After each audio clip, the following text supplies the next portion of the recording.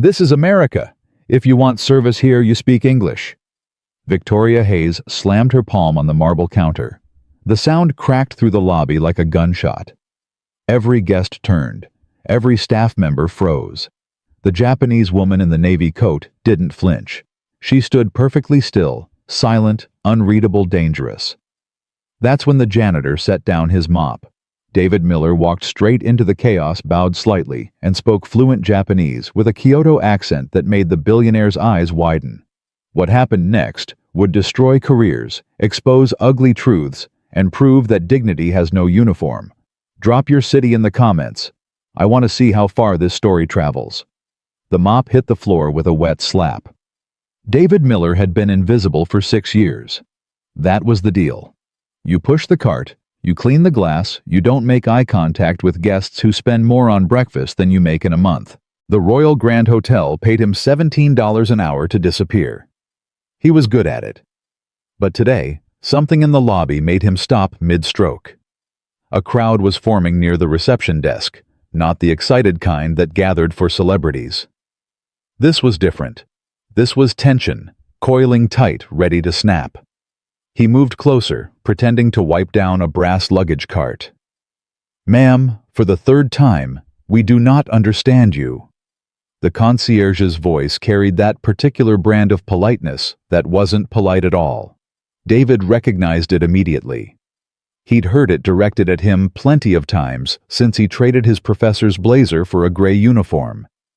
The woman at the center of the commotion stood perfectly still. Navy blue coat designer, but understated. Hands clasped in front of her. No jewelry except a simple watch. Her posture was impeccable, the kind that comes from decades of boardrooms and business dinners where every gesture is calculated. She hadn't said a word. "Should we call security?" Someone whispered behind the desk. "She's booked in the presidential suite," another voice hissed back. "We can't just, she won't respond to anything. English, French, Mandarin, nothing." David watched the woman's eyes. They weren't confused. They weren't lost. They were scanning the room with the precision of a general assessing a battlefield. He'd seen that look before, in the mirror, after Elena died. It was the look of someone being measured in a currency they never agreed to use. The click of heels announced Victoria Hayes before she appeared. The general manager descended the grand staircase like she was walking onto a Broadway stage, crimson lipstick, power suit, smile sharp enough to cut glass. "Good morning." Victoria placed both hands on the reception counter. "I'm the general manager here. How may we assist you, Miss?" The Japanese woman didn't respond. "Miss." Victoria's smile tightened. "I'm speaking to you." Nothing. Victoria turned to her staff voice, dropping to a theatrical whisper loud enough for half the lobby to hear. "She's refusing to speak. This is unacceptable." The woman's assistant, a nervous young man in a dark suit, stepped forward. "Ma'am, she's not being difficult. She simply prefers to communicate in her native language for formal matters. If you could arrange for a proper Japanese interpreter." "We have 3 translators on staff," Victoria interrupted. "None of them seem to meet her standards." "With respect, ma'am, she's one of the most respected executives in— I don't care if she's the emperor's daughter." Victoria's mask slipped for just a moment. "This is a 5-star American hotel. We have protocols, we have standards, and we do not have time for silent treatment and guessing games." David's hand tightened on the mop handle. He knew he should walk away, keep his head down, finish his shift, pick up Sophie from after-school care, heat up leftover pasta, help her with homework. That was the plan. That had been the plan for 6 years. But the woman's assistant was pleading now, his voice cracking. "Please, if you could just—" "She's blocking the check-in line." Victoria waved toward a uniformed guard near the elevator. "Marcus, we may need to escalate this." "Escalate?" The assistant's face went pale. "You can't be serious." "I'm always serious about service efficiency." The Japanese woman's hand twitched, just barely, a micro-movement most people would miss. But David caught it. She was controlling herself, holding back something that wanted to explode. Victoria leaned closer, speaking slowly, deliberately, like she was addressing a child or someone mentally impaired. Listen to me very carefully. This is America. If you want to order towels or champagne, you can point like everyone else. But I cannot help someone who refuses to communicate. The lobby had gone silent. Guests pretended not to watch while watching intently.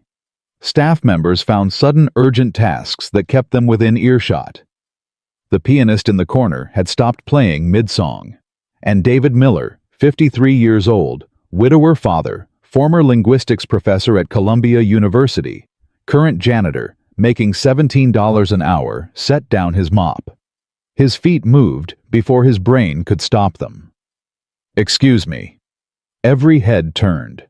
Victoria blinked, her face cycling through confusion, irritation, and something close to disgust in the span of 2 seconds. "Mr. Miller, this doesn't concern maintenance." "I know." He stepped past her, positioning himself directly in front of the Japanese woman. Up close, he could see the fine lines around her eyes, the almost imperceptible tension in her jaw. She was exhausted. Not from travel, from fighting. David bowed. Not a casual nod, but a proper bow, 15 degrees, held for exactly 2 seconds. The kind taught in formal settings. The kind that said, "I see you. I respect you. I understand." Then he spoke. "Shitsure shimasu. Ocha wa ikaga desu ka? Tanaka-sama moto, Shizuka nabasho de." "Would you care for some tea, Ms. Tanaka?" "Somewhere quieter." The woman's eyes widened. Not dramatically, she was too controlled for that. But the shift was unmistakable. Like watching a door crack open after being locked for years. She responded in Japanese, her voice low and melodic. "You speak with a Kyoto accent." "I lived there for 7 years," David replied in the same language. "I apologize if it's rusty." "It's not rust." Her expression softened just barely, just enough. "It's memory."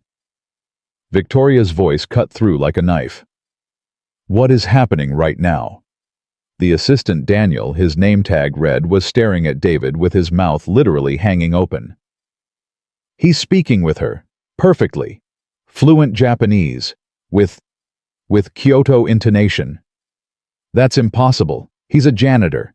David didn't turn around. He kept his focus on the woman waiting. She studied him for a long moment. Then, in careful English touched with a slight accent, "I will accept your offer, Mr. Miller, David Miller." "Mr. Miller." She inclined her head slightly. "Tea sounds welcome." And just like that, the most powerful person in that lobby, a woman worth more than the hotel itself, walked away from the marble counter and followed a janitor toward the quiet lounge. Behind them, the silence stretched like a held breath. Then the whispers started. The tea lounge was empty this time of morning. David had chosen it deliberately, tucked away from the main lobby, separated by frosted glass panels that muffled sound without blocking light entirely. 2 leather armchairs faced each other across a low mahogany table. He pulled out a chair for her. She accepted with a small nod. "I should warn you," David said, settling into the opposite seat. "The tea here is adequate at best. They serve it in bags." The corner of her mouth twitched. "I've survived worse." "I don't doubt it." A server appeared, young, nervous, clearly informed by the staff grapevine that something unusual was happening. David ordered in English, keeping it simple. "Green tea, 2 cups. No sugar." When they were alone again, the woman spoke. "My name is Yuki Nakamura." David's hand stilled on the armrest. He knew that name. Anyone who followed international business knew that name. Nakamura Technologies, Sustainable Energy Solutions. One of the top 5 female-led tech companies in Asia. "I know who you are, Ms. Nakamura. And yet you bowed like I was simply a tired traveler. Aren't you?" She considered this. "Yes, I suppose I am." The tea arrived. David poured for both of them, his movements, unhurried, deliberate. It wasn't the formal tea ceremony, he didn't have the proper implements for that, but the rhythm was similar. Respect woven into every gesture. Yuki watched him. You learned this formally. Kyoto University, 7 years as a cultural linguistics lecturer. He slid her cup across the table.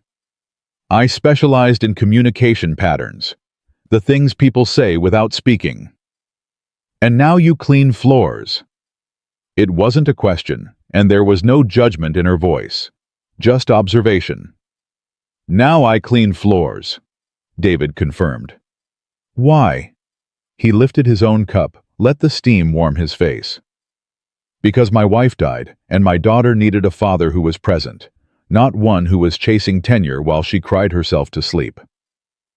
Yuki's expression didn't change, but something shifted behind her eyes. Recognition, maybe, or respect. I'm sorry for your loss. Thank you. He took a sip. It was 7 years ago. Sophie was 3. She's 10 now. Brilliant, stubborn, currently obsessed with a video game about farming that I don't understand at all. That earned him a small smile. Children have a way of humbling us. That's one way to put it. They drank in silence for a moment. Comfortable silence, the kind David hadn't experienced with another adult in years. Most people couldn't tolerate quiet. They rushed to fill it with noise, with opinions, with the desperate need to be heard. This woman understood that silence had its own language. Finally, Yuki set down her cup. You want to know why I stopped speaking English? Only if you want to tell me. I don't. She paused. But I will. David waited. 15 years ago, I came to America for the first time. I was 22, just graduated from Waseda University, recruited by a Silicon Valley startup that wanted to expand into Asian markets. I was young, naive. I believed that competence would speak for itself. Her jaw tightened almost imperceptibly. There was a meeting. Investors, executives, the people who decided whether my project would receive funding. I presented for 45 minutes, flawless data, clear projections, everything they asked for. What happened?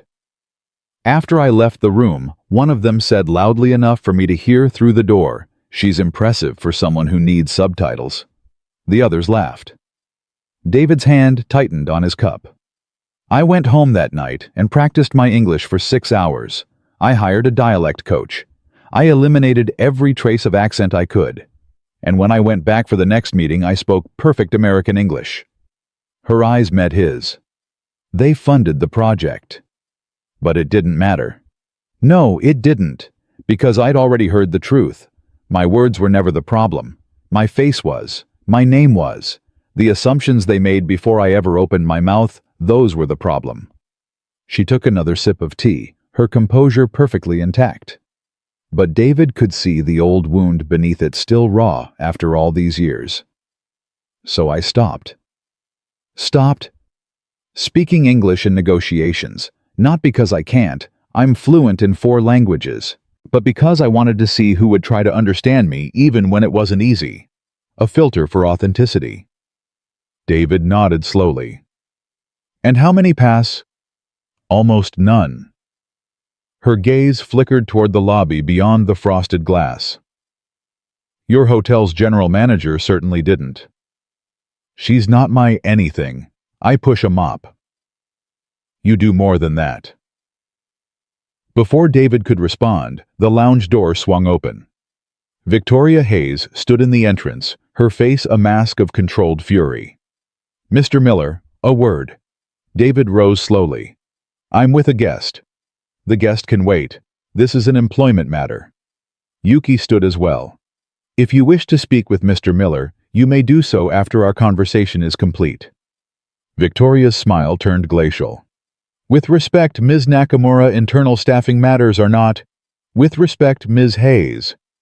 Yuki's voice didn't rise, but it hardened. You spent 15 minutes treating me like an inconvenience, a problem to be managed, a foreigner who couldn't understand simple English.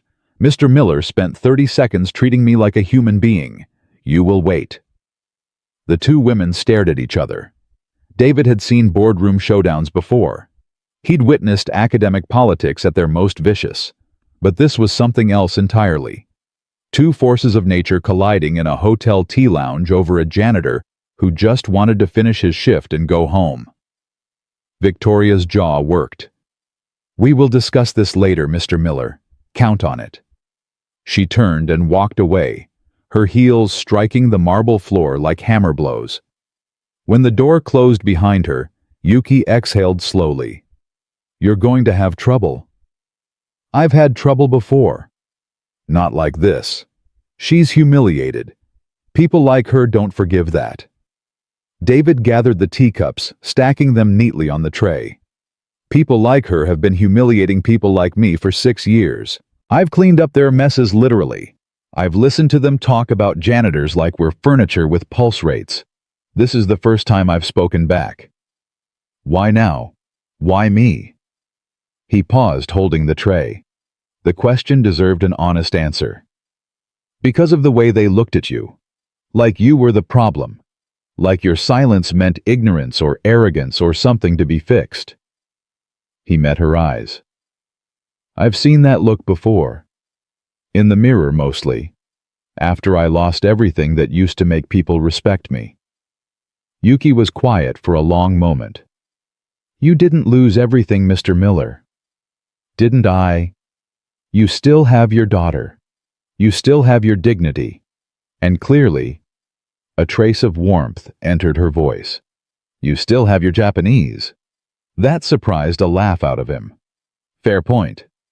She reached into her coat pocket and withdrew a business card, simple, elegant, her name embossed in silver. "I'm staying in the presidential suite for 4 days. I have meetings that will likely bore me to tears. But I would like to have tea again if you're willing, with someone who speaks my language." David accepted the card. It felt heavier than paper should. "I finish at 6 most days. Sophie has dance class on Tuesdays and Thursdays, so those evenings are—" "Sophie. My daughter." Something flickered across Yuki's face there and gone too fast to identify. "How old did you say she was?" 10.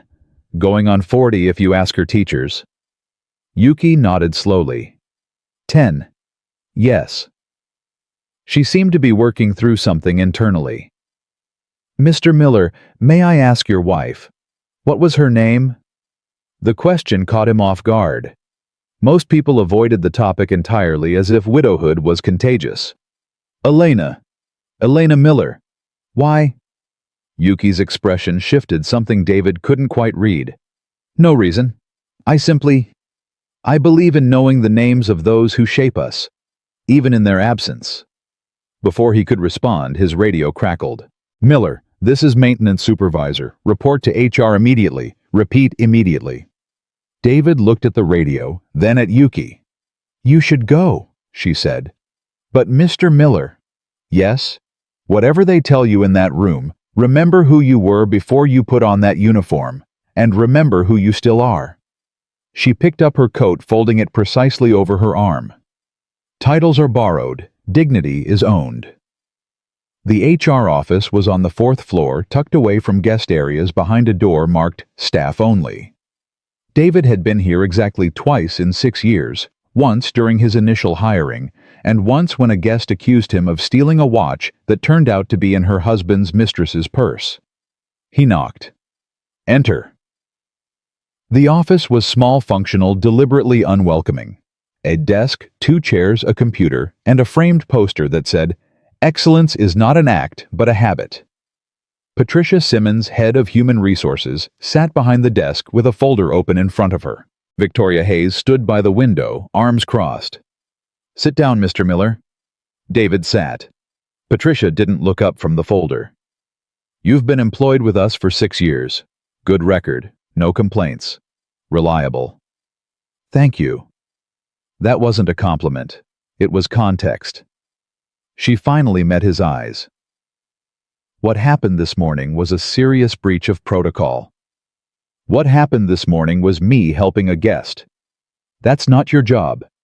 Victoria's voice cut in. Your job is sanitation. Your job is keeping this hotel clean.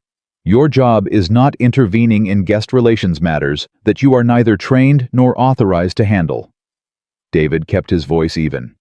The guest was being treated disrespectfully. I had the language skills to assist. I assisted. "You embarrassed this hotel." "I embarrassed you. There's a difference." Victoria's face flushed. "Watch your tone." Patricia raised a hand. "Let's stay professional." She pulled a sheet of paper from the folder. "Mr. Miller, we have a statement here from 3 staff members who witnessed the incident. They describe you as overstepping boundaries, inserting yourself into a management situation, and causing unnecessary disruption." Those staff members were standing 5 feet away while their manager told an international businesswoman to point like everyone else if she wanted service. "Is there a statement about that?" Silence. Victoria straightened. "I was attempting to resolve a complicated situation." "You were attempting to humiliate someone for not performing on your terms." "That's enough." Patricia's voice sharpened. "Mr. Miller, you are being placed on administrative leave pending a formal review. You will surrender your badge and uniform. You will not enter hotel premises until further notice." David felt the words land like physical blows. Administrative leave. Surrender your badge. The polite vocabulary of professional destruction. For what cause? Insubordination. Deviation from assigned duties. Potential harassment of a guest. Harassment. David actually laughed. "She thanked me. She gave me her business card. She asked me to have tea with her again." "We have only your word for that." "Then ask her." Patricia and Victoria exchanged glances. "Ms. Nakamura's schedule is extremely busy," Victoria said smoothly. "We wouldn't want to disturb her with internal personnel matters." "You mean you don't want her to tell you that you're wrong?" Victoria stepped forward, dropping any pretense of professionalism. "Listen to me very carefully, Mr. Miller. You are a janitor. You clean toilets and mop floors and empty trash cans. That is the sum total of your value to this organization. Whatever you used to be, whatever languages you speak, whatever degrees collect dust in your apartment, none of that matters here. You had a lane. You should have stayed in it." David stood slowly. He was taller than both women. He'd forgotten that somehow. 6 years of hunching over mop buckets, of making himself smaller, of disappearing into the background, he'd forgotten what it felt like to stand at his full height. "Ms. Hayes, I've met a lot of people like you in my life. In universities, in corporations, in every place where power gets confused with worth. You think titles make you important. You think the corner office and the business card and the ability to fire people makes you matter." He reached up and unclipped his badge, set it on the desk. "But I've learned something in the last 7 years, something you might never understand." He looked directly into her eyes. "The most important job I've ever had is making sure my daughter knows she's loved.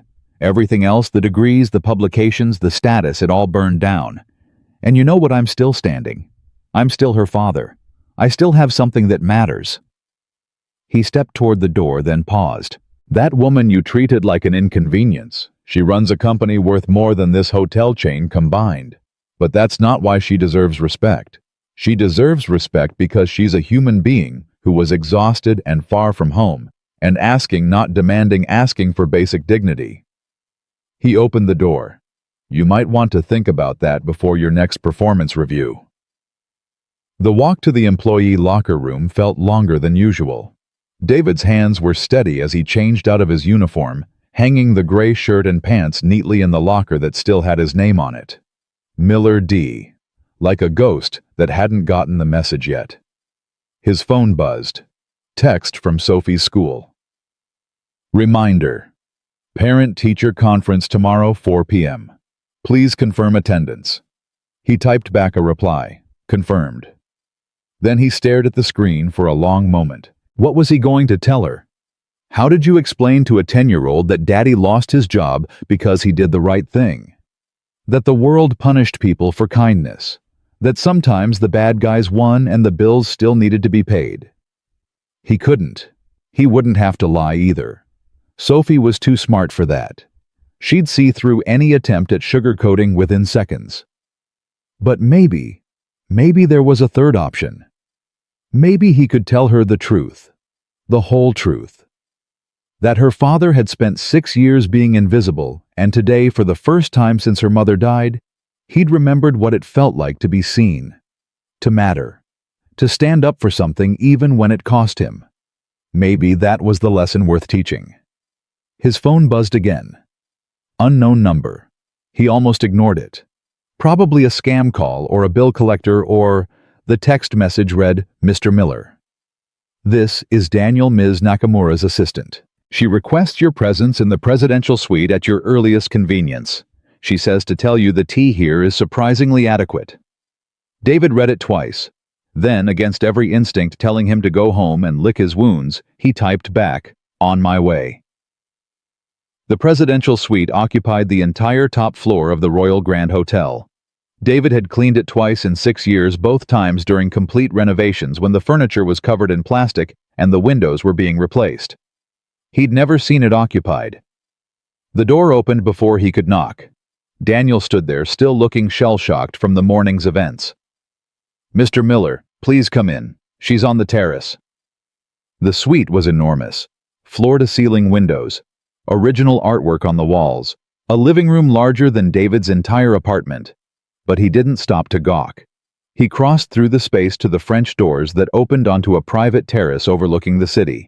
Yuki Nakamura sat in a wicker chair, a tablet in her lap, watching the sunset paint the skyline gold and amber. "Mr. Miller." She gestured to the chair beside her. "Sit." He sat. For a long moment, neither spoke. The city hummed far below traffic sirens, the eternal rhythm of urban life. A helicopter traced a line across the distant sky. Finally, Yuki said, "They fired you." "Administrative leave. It sounds nicer." "It's the same thing with better vocabulary."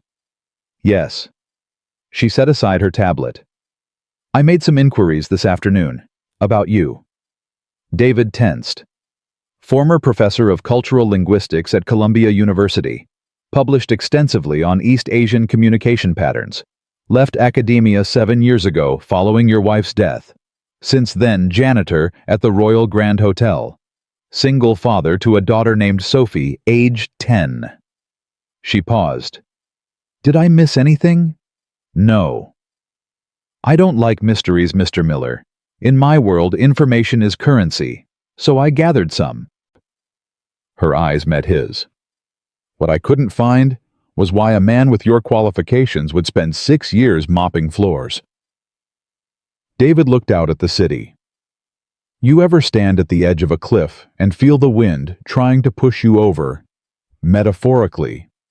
Both. Yuki waited. After Elena died, everything fell apart. Not slowly, instantly. One day, I had a life, a career, a partner, a plan. The next day, I was standing in a hospital hallway, being told that the brain aneurysm was massive, that she'd felt no pain, that these things happen sometimes, and there's no one to blame. His voice didn't waver. He'd told this story enough times that the words had worn smooth like river stones. Sophie was 3. She didn't understand why Mommy wasn't coming home. She'd stand by the window every night waiting, for weeks, months. She developed what the doctors called selective mutism, stopped talking almost entirely for nearly 2 years. Yuki's expression shifted. Something flickered there. Recognition, pain, understanding. I couldn't function, couldn't teach, couldn't stand in front of a classroom and talk about communication patterns when my own daughter had stopped speaking. I took leave, then more leave. Then the university made it clear that my position was no longer sustainable. So you walked away. I ran away. Let's be honest about it. David finally looked at her. The janitorial job was supposed to be temporary, just something to pay the bills while I figured out my next move. But weeks became months, became years, and somewhere along the line, I realized something. What? I didn't want to go back. The academic world, the publish or perish pressure, the conferences and committees and constant performance. It all felt hollow. Meaningless. What mattered was being home when Sophie got out of school, making dinner, helping with homework, being present. He smiled faintly. It turns out mopping floors pays enough to keep a roof over our heads and food on the table. And nobody expects a janitor to be brilliant or ambitious or impressive. You just have to show up and do the work. There's something peaceful about that. Yuki was quiet for a long time. Then she said, "Your daughter, Sophie. You said she had selective mutism." Past tense. She's talking again. Has been for years. Still quiet, she'll never be the loudest voice in any room, but she communicates. She's actually quite funny once you get to know her. I'm glad. Something in her tone made David look more closely. Ms. Nakamura, why did you really ask me here? She didn't answer immediately. Instead, she reached into her pocket and withdrew a small object, a silver locket tarnished with age on a delicate chain. Do you recognize this? David frowned. The locket was familiar somehow. The design cherry blossoms etched into the metal. Where had he seen his heart stopped? That's impossible. Is it? Elena had a locket just like that. She wore it every day. After she died, Sophie. He trailed off the memory, hitting him like a physical blow. Sophie has the other half. Elena gave it to her before at the hospital. She said someday someone would return the other piece. Yuki opened the locket. Inside was a small photograph. Faded, creased from years of handling. A young woman with kind eyes and a warm smile standing in front of a chalkboard. David couldn't breathe. Where did you get that? From my teacher. Yuki's voice was soft. 23 years ago, when I first came to America, I was 19, terrified, barely spoke any English. I enrolled in a community center class on the Lower East Side, taught by a woman who never made me feel stupid for struggling. She held out the locket. Her name was Elena. She wore cherry blossom earrings. She always brought miso soup in a thermos. And on the last day of class, she gave me this locket and said, "Your voice matters even when it's quiet." David took the locket with trembling hands. Elena, his Elena, teaching English to immigrants 23 years ago, before they'd even met, changing lives he'd never known about. I tried to find her afterward, Yuki continued, to thank her, but she'd left the community center, moved on. I never got the chance. She looked at David, and for the first time her composure cracked, just slightly, just enough to show the human being beneath the billionaire. When you told me your wife's name this morning, I wasn't certain. There must be thousands of Elenas in New York, but I made some calls, checked some records. Her voice broke. It was her. Your wife was the woman who taught me that my voice mattered, and I never got to thank her. The locket felt warm in David's palm. Elena's smile looked up at him from the photograph, younger than he'd ever known her, but unmistakably her. She would have been proud, he said quietly, of what you've become. Would she?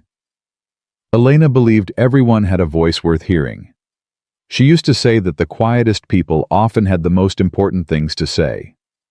He closed the locket carefully. She would have loved knowing that one of her students remembered her this way. Yuki wiped her eyes quickly, efficiently, a woman who'd trained herself not to show weakness. Keep it. What? The locket. It should be with her family, with Sophie. She paused. With you? David shook his head. I can't accept this. It's clearly important to you. It is. That's why I want you to have it. She straightened in her chair, composure returning.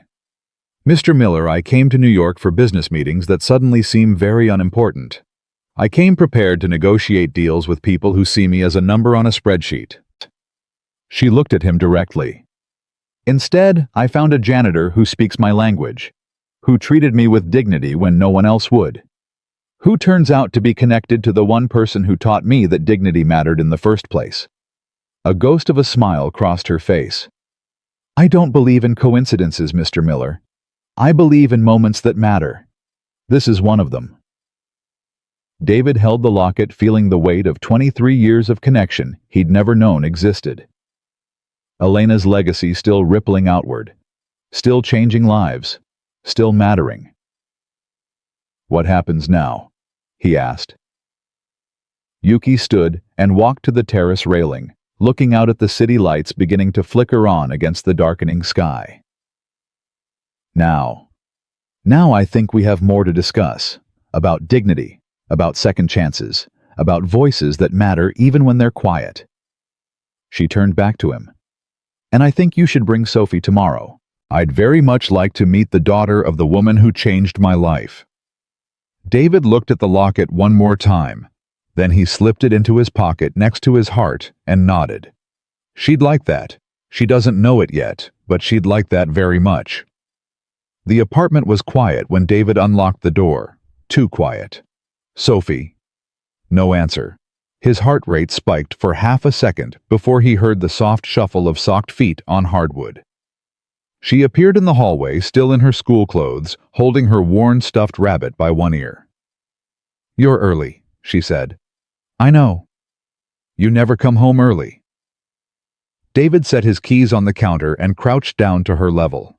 Sophie was small for her age, all sharp elbows and serious eyes. She had Elena's cheekbones. Elena's way of tilting her head when she was thinking hard about something. "Something happened at work today," he said. "Bad something or good something. I'm not sure yet." Sophie considered this. "Did you get fired?" David blinked. "How did you—" "Mrs. Patterson got fired last month. She came home early, too. Tommy said she cried for 3 days and then got a job at Target." Sophie's expression didn't change. "Are you going to work at Target?" Despite everything, David laughed. "I don't think so, sweetheart." "Good. Their uniforms are red. You look weird in red." He pulled her into a hug. She let him, which was rare these days. 10 years old meant she was starting to pull away to build the walls that would eventually make her a teenager, then an adult, then someone who didn't need her father quite so much. "I met someone today," David said into her hair. "Someone who knew Mommy a long time ago." Sophie went still. She didn't pull back, didn't look up, just froze like a deer that had heard a branch snap. "Knew her how?" "Mommy was her teacher, before I even met Mommy, before you were born." Now Sophie did pull back. Her eyes were wide, searching his face for something, truth maybe, or permission to feel whatever she was feeling. She remembered Mommy. She never forgot her. Sophie's lower lip trembled. Just once, just slightly. Then she straightened her spine and lifted her chin, and David saw Elena so clearly it physically hurt. "I want to meet her." "I thought you might say that." The next morning, David woke to 17 missed calls and 43 text messages. He scrolled through them with growing unease. Former colleagues he hadn't spoken to in years. A cousin in Ohio. 2 reporters from outlets he'd never heard of. And Marcus, the night concierge, who had sent the same message 4 times. "Call me now." David called. "Where have you been?" Marcus's voice was tight. "Have you seen the internet?" "I was sleeping. What's happening?" "You're happening, man. Someone filmed the whole thing yesterday. The lobby, the bow, the Japanese. It's everywhere." David's stomach dropped. Define everywhere. Twitter, Facebook, TikTok, CNN picked it up an hour ago. The hashtag is trending. The janitor who listened. "That's not I didn't want—" "I know you didn't. But it's out there now. And David—" Marcus paused. "Victoria is losing her mind. Whatever you did, you need to watch your back." David hung up and opened Twitter. The video was grainy, clearly shot on a phone from across the lobby, but the audio was surprisingly clear. Victoria's voice cut through like a knife. "This is America. If you want service here, you speak English." And then David stepping forward, bowing, speaking Japanese with quiet confidence. The comments numbered in the thousands. This man restored my faith in humanity. Why isn't he running the hotel? That manager needs to be fired immediately. Someone find this janitor. He deserves better. David closed the app. His hands were shaking. "Dad?" Sophie stood in the doorway, still in her pajamas. "Your phone is making a lot of noise." "I know, sweetheart." "Is it the bad something?" David looked at his daughter. 10 years old, too smart for her own good. About to walk into a storm she didn't deserve. "Come here," he said. "We need to talk." He told her everything. The woman in the lobby, the Japanese, the tea. Victoria Hayes and her fury. The video that was now spreading across the internet like wildfire. Sophie listened without interrupting, her rabbit clutched tight against her chest. When he finished, she was quiet for a long moment. "So you helped someone," she finally said. "Yes." "And now you're in trouble for helping someone." "It's complicated." "No, it isn't." Sophie's voice was firm. "People should help people. That's what Mommy always said. That's why she taught English to people who didn't know it. Because helping is important." David's throat tightened. "You remember that?" "I remember everything about Mommy." She said it simply, without drama, but the words landed like stones in still water. "Okay," David said. "Here's what's going to happen. We're going to get dressed, we're going to have breakfast, and then we're going to the hotel to meet the woman who knew Mommy." "What about the trouble? Let me worry about that." Sophie shook her head. "No, we'll worry about it together. That's what we do." And for the first time in 7 years, David felt like maybe, just maybe, he wasn't alone. The hotel lobby was chaos. David saw it the moment they walked through the doors. Guests clustered in groups, phones out, clearly discussing the viral video. Staff members whispered behind the reception desk, falling silent when they spotted him.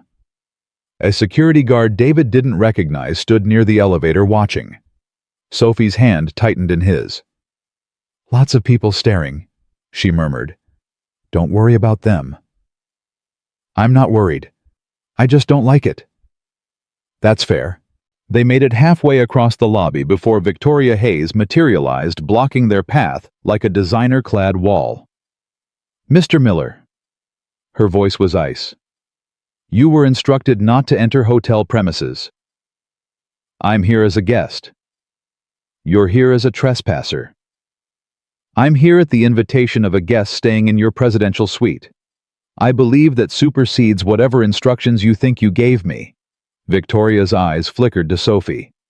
Something shifted in her expression, calculation maybe, or the realization that causing a scene in front of a child would not play well on camera. "Who is this?" "My daughter." "Sophie, say hello to Ms. Hayes." Sophie looked up at Victoria with those serious, assessing eyes. "Hello.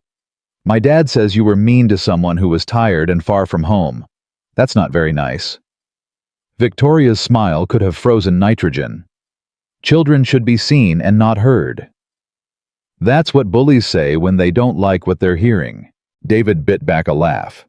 Victoria's face went red, then white, then settled into something that looked like controlled murder. "This isn't over, Mr. Miller." "I didn't think it was." She turned and walked away, her heels striking the marble floor like machine gun fire. Sophie watched her go. "I don't like her." "You're a good judge of character." "I know." The elevator to the presidential suite required a special key card. David didn't have one, but Daniel was waiting for them in the lobby, looking nervous and slightly awed. "Mr. Miller, Ms. Nakamura is expecting you." He glanced at Sophie. "Both of you." In the elevator, Sophie pressed herself against David's side. "What if she doesn't like me?" "She'll like you." "How do you know?" "Because she liked your mom, and you're exactly like her." Sophie didn't respond, but her grip on his hand loosened slightly. The suite doors opened, and Yuki Nakamura stood waiting. She was dressed simply today, dark slacks, a cream-colored blouse, her hair pulled back in a low ponytail. No jewelry except the watch David had noticed yesterday. She looked less like a billionaire and more like someone's elegant grandmother. Her eyes went immediately to Sophie. "You must be Sophie." Sophie nodded, suddenly shy. Yuki crouched down, bringing herself to Sophie's level. Your father told me about you. He said you're brilliant and stubborn. Is that true? I'm good at math, Sophie said carefully. And I don't give up when things are hard. Those are excellent qualities. Yuki smiled, and it transformed her face. I have something that belongs to you. Would you like to see it? Sophie looked up at David, uncertain. He nodded. Yuki reached into her pocket and withdrew the silver locket. She held it out on her palm, letting Sophie see the cherry blossoms etched into the metal. Sophie's breath caught. That looks like yours? Yes. Yuki's voice was gentle. Your mother gave me this locket 23 years ago. She was my teacher. She taught me English when I first came to America, when I was scared and alone and couldn't speak to anyone. Sophie's hands trembled as she reached up and touched the locket around her own neck, the one she'd worn every day since Elena's death. Mommy said someone would come back with the other half. I know. I'm sorry it took me so long. Sophie's composure cracked. Tears spilled down her cheeks, silent and unchecked. She didn't sob, didn't wail. She cried the way David remembered Elena crying with quiet dignity. Yuki opened her arms. Sophie walked into them without hesitation. David watched his daughter embrace a billionaire she'd met 30 seconds ago, crying into her silk blouse, and felt something shift inside his chest. A door opening, a weight lifting. Elena's legacy still reaching out, still healing, still mattering. They stayed in the suite for hours. Yuki ordered room service tea for the adults, hot chocolate for Sophie. They sat together on the massive leather sofa, and Yuki told stories about Elena that David had never heard. The way she'd brought homemade onigiri to class, even though none of her students were Japanese. The time she'd stood up to a landlord who was harassing an immigrant family. Her habit of staying late to help struggling students, never accepting payment, never keeping track of the extra hours. Sophie drank it in like water in a desert. She sounds exactly like I remember, Sophie said finally. Warm, like sunshine but not too hot. That's exactly right, Yuki said. Warm like sunshine but not too hot. David's phone buzzed, then buzzed again, then started buzzing continuously. I should probably check that. The messages were coming faster now. The video had hit 3 million views. Major news outlets were picking up the story. Someone had identified Yuki Nakamura as the woman in the video, and the narrative was shifting from janitor helps guest to billionaire CEO treated like a criminal by hotel manager. Ms. Nakamura, David said slowly. I think you should see this. She took his phone, scrolled through the notifications. Her expression didn't change, but something hardened behind her eyes. They found out who I am. Yes. And now they're turning this into a story about power. Is that a problem? Yuki set down the phone. It depends on what kind of story you want to tell. Daniel knocked and entered, his face pale. Ms. Nakamura, there are reporters in the lobby. A lot of them. They're asking for statements. From the hotel. From you. And from Mr. Miller. Yuki looked at David. What do you want to do? What do you mean? This is your story as much as mine. More, really. You're the one who stepped forward. You're the one who risked your job. You're the one who's about to become very, very public.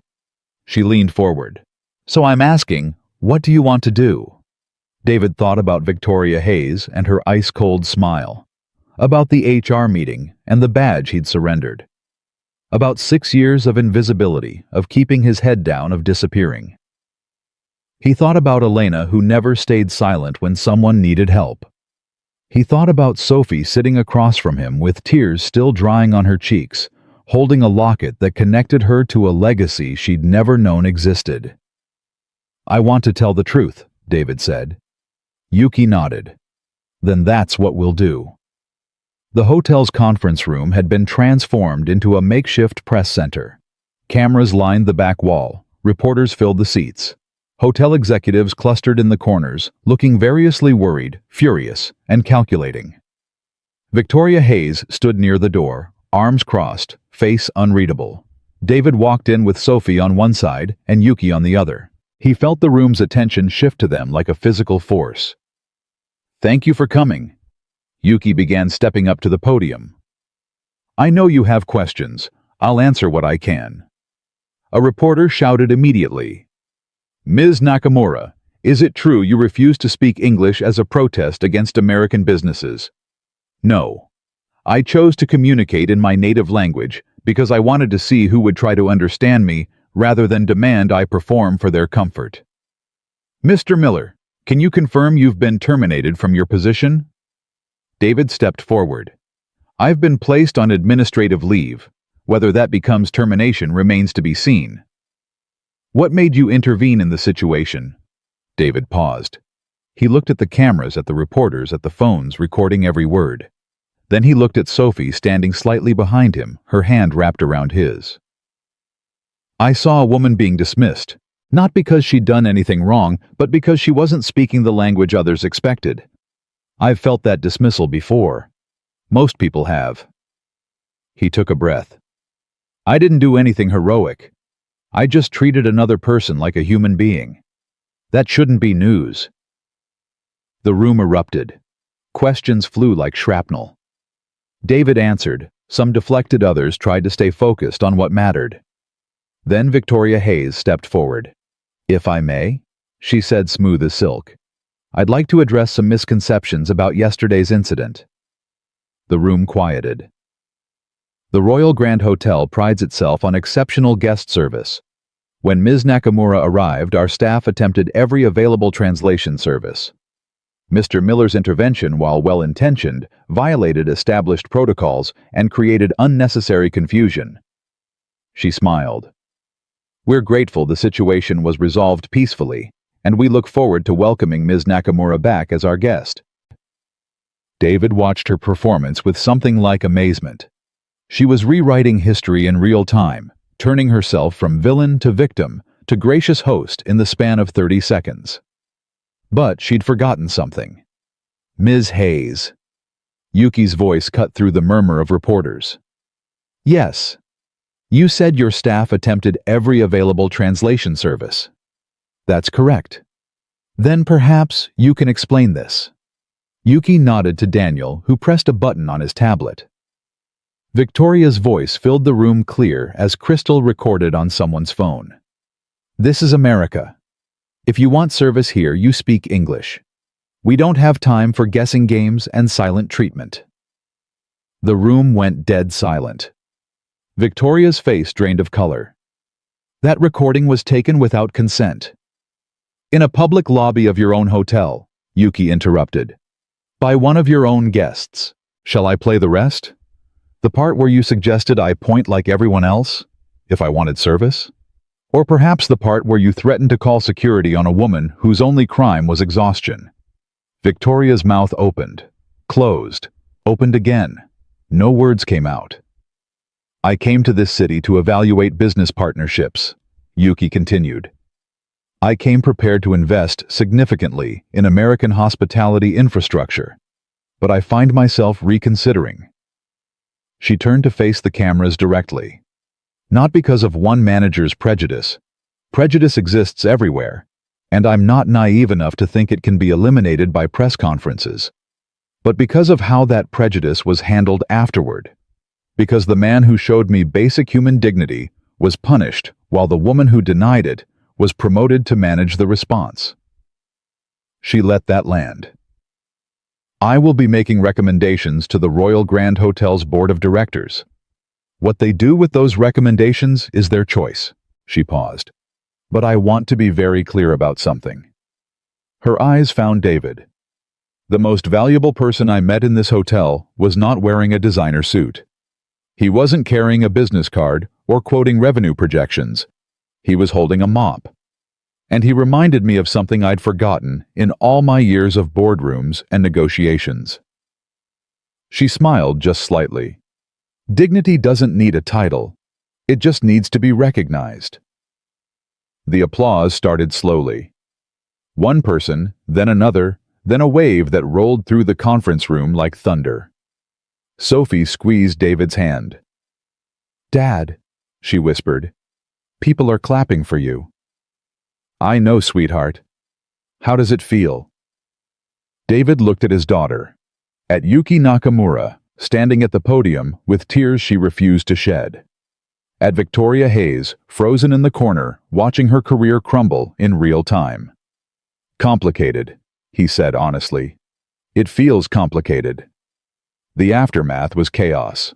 Reporters surrounded David the moment the press conference ended.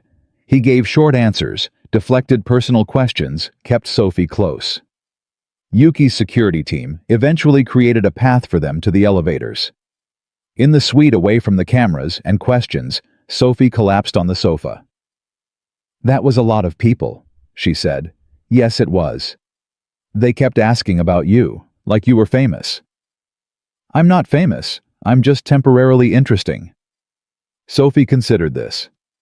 What happens when you stop being interesting? Then we go back to normal. Pasta dinners, homework, you beating me at video games. You're really bad at video games. I'm aware. Yuki joined them, settling into an armchair with a sigh. The board has already been in contact. Victoria Hayes will be placed on administrative leave effective immediately. Administrative leave. David shook his head. Sounds familiar. It won't end the same way. The recording made sure of that. Yuki looked at him. You, on the other hand, have some decisions to make. What kind of decisions? I wasn't exaggerating about the investment opportunities. I have significant resources, and I'm looking for partners who understand what I'm trying to build. She leaned forward. Not partners who speak the right language, partners who listen the right way. David frowned. You're offering me a job. I'm offering you a conversation about what you want your life to look like, about whether you're ready to stop being invisible. Her eyes softened.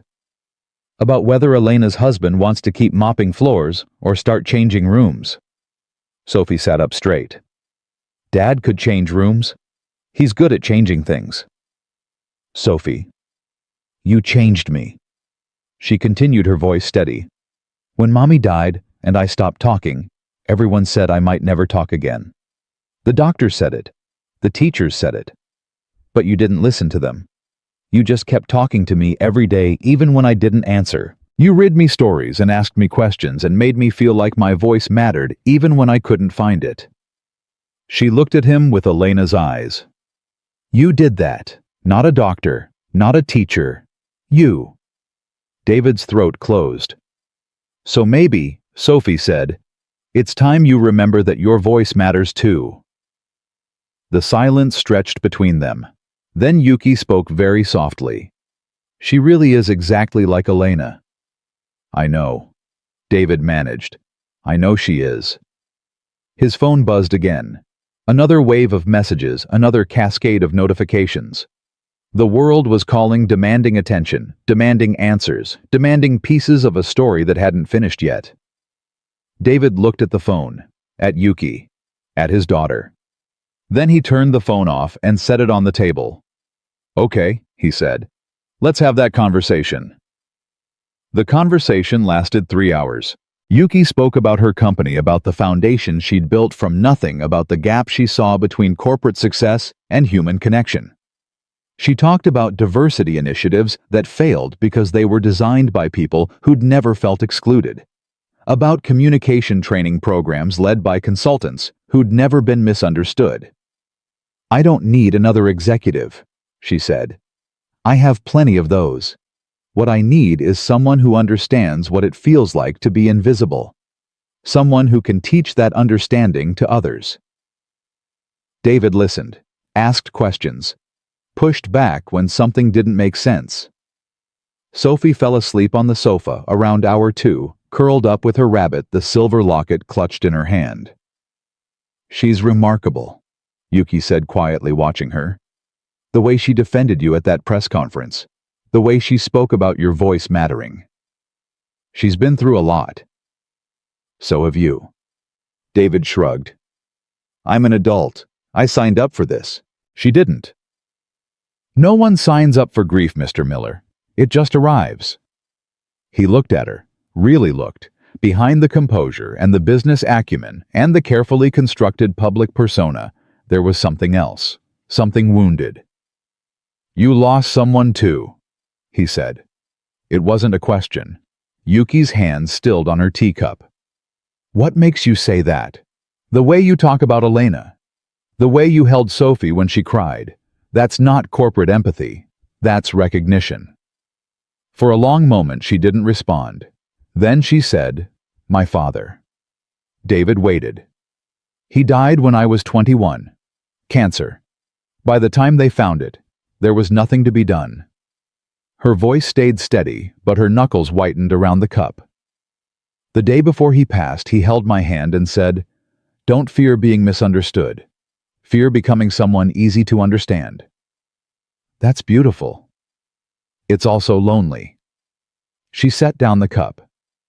"I've spent my entire career being misunderstood, being underestimated, being dismissed. And somewhere along the way, I started to believe that was strength. That isolation was the price of success." "Is it?" "I thought so, until yesterday." She looked at him. "Until a janitor bowed to me in a hotel lobby and reminded me what it felt like to be seen." David didn't know what to say, so he said nothing. The silence stretched between them, comfortable and heavy at the same time. "I'm not offering you charity," Yuki finally said.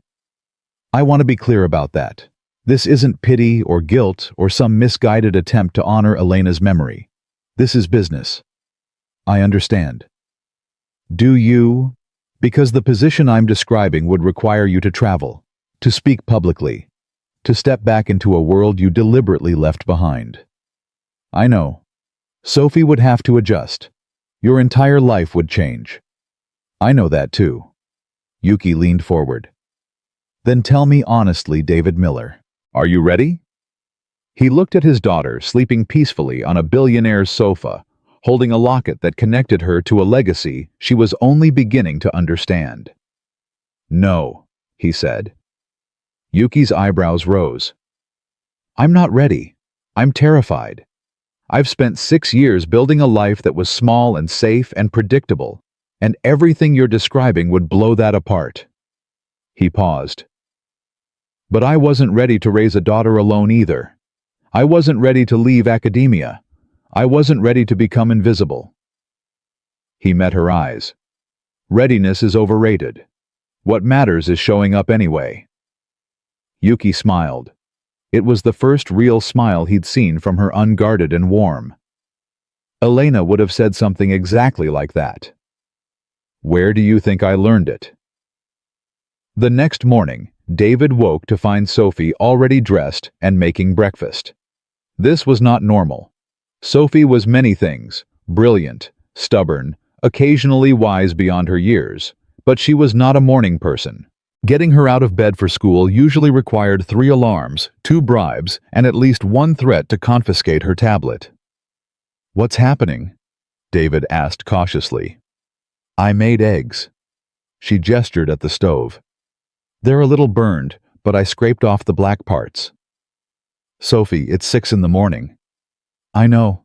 I couldn't sleep." She turned to face him, and he saw the worry in her eyes. "Dad, what's going to happen now?" He sat down at the kitchen table. "Come here." She came climbing into the chair beside him, still small enough to fold herself up like origami. "A lot is going to happen now," David said honestly. "Some of it will be good. Some of it will be hard. Some of it I can't predict." "Are we going to be okay?" "Yes." "How do you know?" "Because we've been through worse. Because we have each other. Because—" He stopped searching for the right words. "Because your mom taught us both how to be brave, even when we're scared." Sophie was quiet for a moment. Then she said, "Dad, I want to ask you something and I want you to tell me the truth." "Okay. Do you like her, Ms. Nakamura?" David blinked. "Like her how?" Like her. The way Tommy's dad likes Tommy's stepmom." "Sophie, I just met her 2 days ago." "I know. But you look at her different. Like you're not just seeing her. Like you're listening to her even when she's not talking. David didn't know whether to laugh or cry. His 10-year-old daughter had just described something he hadn't fully admitted to himself. "I think," he said carefully, "that Ms. Nakamura is a remarkable person. I think she understands things about grief and loneliness that most people don't. And I think—" He paused. "I think your mom would have wanted me to find people like that. People who remind me what connection feels like." Sophie considered this. "So, it's okay if you like her. Is it okay with you?" "I don't know yet." She picked at a thread on her sleeve. "I don't want to forget Mommy." "You won't." "How do you know?" David reached over and touched the locket hanging around her neck. "Because she's right here. And here." He touched her chest above her heart. "And here." He touched her forehead. "She's in every memory you have. Every story we tell. Every time you do something kind or brave or stubborn, that's her too." Sophie's eyes filled. "I miss her." "I know. I miss her too." "Does it ever stop hurting?" "No, but it changes. It stops being sharp and starts being soft. Like a bruise that never fully heals but doesn't hurt to touch anymore." Sophie leaned against him. "That's sad." "It is, but it's also beautiful, because it means we loved someone enough that losing them left a mark." They sat together in the early morning light, eating slightly burned eggs, and not talking about anything important, and somehow talking about everything that mattered. The hotel called at 9. David almost didn't answer. He'd been screening calls all morning, letting the media requests go to voicemail, ignoring texts from numbers he didn't recognize. But the caller ID showed the Royal Grand Hotel's main line, so he picked up. "Mr. Miller." The voice was unfamiliar, female, crisp and professional. "This is Margaret Chen, Interim General Manager. I'm calling to inform you that your administrative leave has been rescinded." David's hand tightened on the phone. "Rescinded. Effective immediately. You are welcome to return to your position whenever you're ready." "What happened to Victoria Hayes?" A pause. "Ms. Hayes is no longer with the organization. I'm not at liberty to discuss personnel matters beyond that." "I see." "Mr. Miller, I also want to extend a personal apology on behalf of the entire management team. What happened in our lobby was inexcusable. The way you were treated afterward was worse. We failed to live up to the standards this hotel is supposed to represent." David didn't respond immediately. He was thinking about 6 years of invisibility. 6 years of being looked through, talked over, dismissed. "I appreciate that," he finally said. "Does that mean you'll be returning?" "I don't know yet." Another pause. "I understand. Please take whatever time you need. Your position will be held." After he hung up, Sophie looked at him expectantly. "What did they say?" "They want me to come back." "As a janitor." "As a janitor." Sophie frowned. "But Ms. Nakamura offered you something better." "She offered me something different. Different isn't automatically better." "Dad?" Sophie gave him the look, the one that said she saw through his deflections. "You can't go back to mopping floors. Not after everything." "Why not?" "Because you remembered. You remembered that you're more than that." She crossed her arms. "And if you go back, you might forget again." David stared at his daughter. "When did you get so wise?" "I've always been wise. You just don't listen." Despite everything, he laughed. The meeting with Yuki was scheduled for noon. David arrived at her office, a sleek space in Midtown that somehow managed to feel warm despite all the glass and chrome, wearing the only blazer he still owned. It was slightly too tight in the shoulders now. 7 years of mopping had changed his body in ways he hadn't fully noticed. Yuki was waiting in a conference room, papers spread across the table. "Thank you for coming. Thank you for inviting me." They sat across from each other. The formality felt strange after the intimacy of the previous days. "I've drafted a proposal," Yuki said, sliding a folder across the table. Director of Cultural Communication. You'd work directly with my executive team developing training programs, advising on cross-cultural initiatives representing the company in international contexts. David opened the folder. The salary figure made him blink. This is very generous. This is fair. You have expertise that's rare. You've lived experiences that can't be taught in business school. She paused. And frankly, after that press conference, your public profile has value. Companies are already reaching out asking if you're available for consulting. I'm not interested in being a brand. I know. That's why I want to hire you before someone else turns you into one. David closed the folder. Can I ask you something? Of course. Why me? Really, you could hire 100 consultants with better credentials, more recent experience, no baggage. Why a janitor from a hotel lobby? Yuki didn't answer immediately. She stood and walked to the window, looking out at the city below. When I was 19, she said, I sat in a classroom in the Lower East Side, unable to understand a single word anyone was saying. I was alone. I was terrified. I was certain I'd made a terrible mistake coming to America. She turned to face him. And then a woman walked in. She didn't speak Japanese. She didn't have any special training in working with immigrants. She just looked at me and smiled and said, Welcome. We're glad you're here. Her voice cracked just slightly. That was the first time since arriving that anyone had been glad I was there. Not impressed by me, not intimidated by me, not trying to use me. Just glad. She walked back to the table and sat down. Yesterday in that lobby, you did the same thing. You didn't bow to impress me or to make a point or to create a viral moment. You bowed because you saw someone who needed to be seen. David swallowed. Elena taught me that. I know.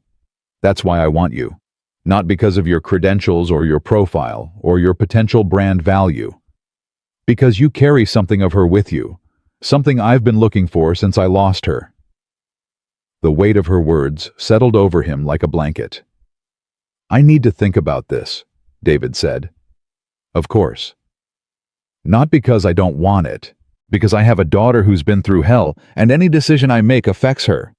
I understand completely. Yuki hesitated. May I make a suggestion? Please. Bring her here. Not for a tour or a meeting, just to be here. Let her see where you might work, what you might do. Let her ask questions. Let her tell you how she feels.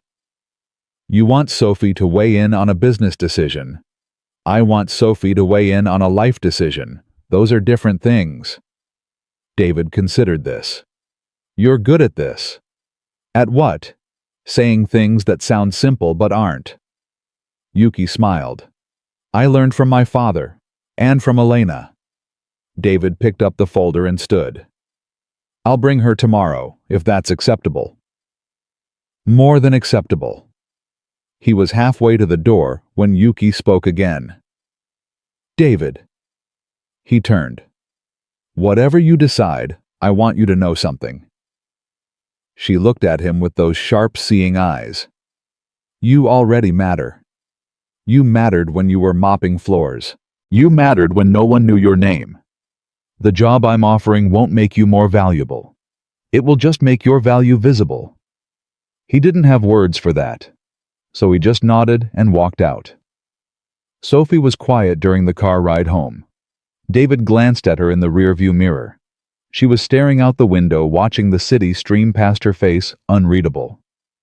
Penny for your thoughts. That's not enough money. My thoughts are worth at least $1. Inflation hits everyone. She almost smiled. Dad, can I ask you something weird? Always. Do you think Mommy sent Ms. Nakamura to us? David's hands tightened on the steering wheel. What do you mean? Like, what are the chances that Mommy taught her 23 years ago? That she kept the locket all this time?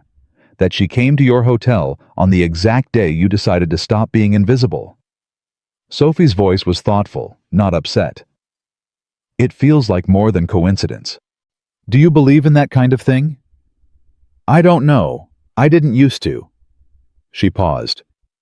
But ever since we met Ms. Nakamura, I feel like Mommy is closer, like she's watching. David didn't know what to say. He wasn't a religious man. Elena had been the spiritual one, lighting candles and saying prayers and believing in forces beyond the visible world. But he couldn't deny what Sophie was describing. The connections were too precise, the timing too perfect. I think, he said slowly, that your mom loved you more than anything in the world.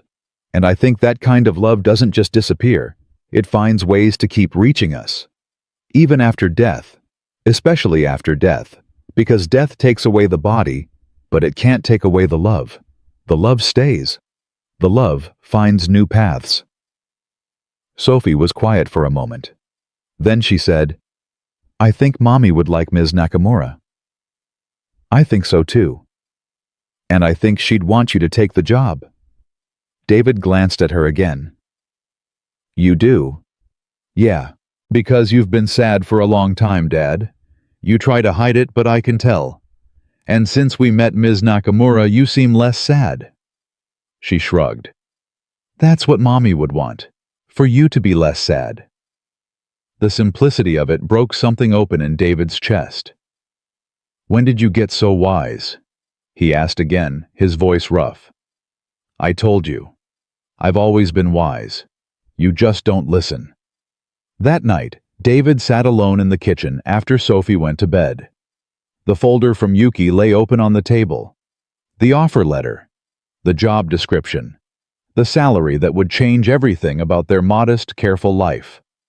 He should have been excited. He should have been relieved. Instead, he felt terrified. For 6 years, he'd built a life designed to minimize risk. Small apartment. Steady job. No surprises. No ambitions that could be crushed. He'd wrapped himself in invisibility like armor, protecting himself from a world that had already taken so much. And now someone was asking him to step back into the light. His phone buzzed. A text from Yuki. I know you're probably awake overthinking everything. It's okay. Whatever you decide, I'll understand. But I wanted you to know something Elena told me once. She said, fear is just excitement holding its breath. Learn to exhale, and fear becomes courage. I've never forgotten that. I hope it helps. David read the message 3 times. Then he got up, walked to the closet, and pulled out a box he hadn't opened in years. Inside were Elena's things, her journals, her photographs, the cherry blossom earrings Yuki had mentioned, her wedding ring which he'd removed from her finger in the hospital and never been able to look at since. At the bottom of the box was a letter, sealed envelope, his name in Elena's handwriting. He'd found it in her nightstand after she died. The hospice nurse had said Elena wrote it during a lucid moment, insisting it not be opened for at least 5 years. David had never opened it. 7 years later, he finally did. My darling David. If you're reading this, I'm gone. I'm sorry. I wanted more time. I wanted to watch Sophie grow up. I wanted to grow old with you. But wanting isn't always getting. That's something I learned in all those years of teaching. Sometimes the people who want the most have to settle for less. I'm writing this because I know you. I know how you grieve. I know you'll disappear into yourself, pull away from the world, make yourself small, so the pain has less surface area to cling to. Please don't. Please don't become invisible just because I can't see you anymore. You have so much to offer. Your kindness, your patience, your ability to see people when they feel unseen. These are gifts, David. Gifts that the world needs. I know you'll take care of Sophie. I have no doubt about that. But please, please, please take care of yourself too. Let yourself be loved again. Let yourself matter again. I will always be with you. In Sophie's laugh. In the way morning light comes through our kitchen window. In every moment of connection you find with another human being. Don't be afraid to live fully. That's how you honor me.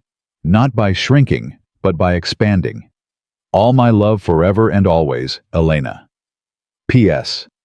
Fear is just excitement holding its breath. Learn to exhale. David read the letter until the words blurred. Then he pressed it to his chest and let himself cry for the first time in 7 years. The tears came like a flood, All the grief he'd held back, all the fear he'd swallowed, all the loneliness he'd pretended didn't exist. He cried for Elena, for the years they'd lost, for the Sophie who would never fully know her mother. And he cried for himself, for the man who'd disappeared into a gray uniform because living fully felt too dangerous. When the tears finally stopped, something had shifted. He picked up his phone and typed a response to Yuki. "I'm in. Let's talk tomorrow about next steps." Then he added, "Elena wrote me a letter before she died. I just read it for the first time. It ended with the same words you just sent me. Fear is just excitement holding its breath. I think she's been guiding us both for longer than we knew." The response came almost immediately. "I think so too. Good night, David. Sleep well." For the first time in years, he did. The first day felt like drowning in slow motion. David stood in the conference room of Nakamura Technologies, facing 12 executives who looked at him like he was an equation they couldn't solve. Yuki had introduced him with warmth and confidence, explained his role, outlined the vision. Then she'd left him alone with them. "So," said a man in his 50s with silver hair and skeptical eyes, "you're the janitor." "I was a janitor," David said. "Before that I was a professor. Before that I was a student. We're all multiple things. And now you're going to teach us about communication. I'm going to try." The silver-haired man leaned back in his chair. "Mr. Miller, I've been in business for 30 years. I've closed deals on 6 continents. I've negotiated with governments. What exactly do you think you can teach me?" David considered the question.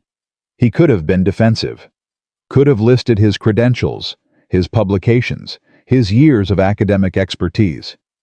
But something told him that wasn't what this moment needed. "May I ask your name?" "Richard Chen, Senior Vice President of International Operations." "Mr. Chen, when was the last time someone surprised you?" Richard frowned. "Excuse me. When was the last time you walked into a room absolutely certain about something and then discovered you were wrong?" Silence.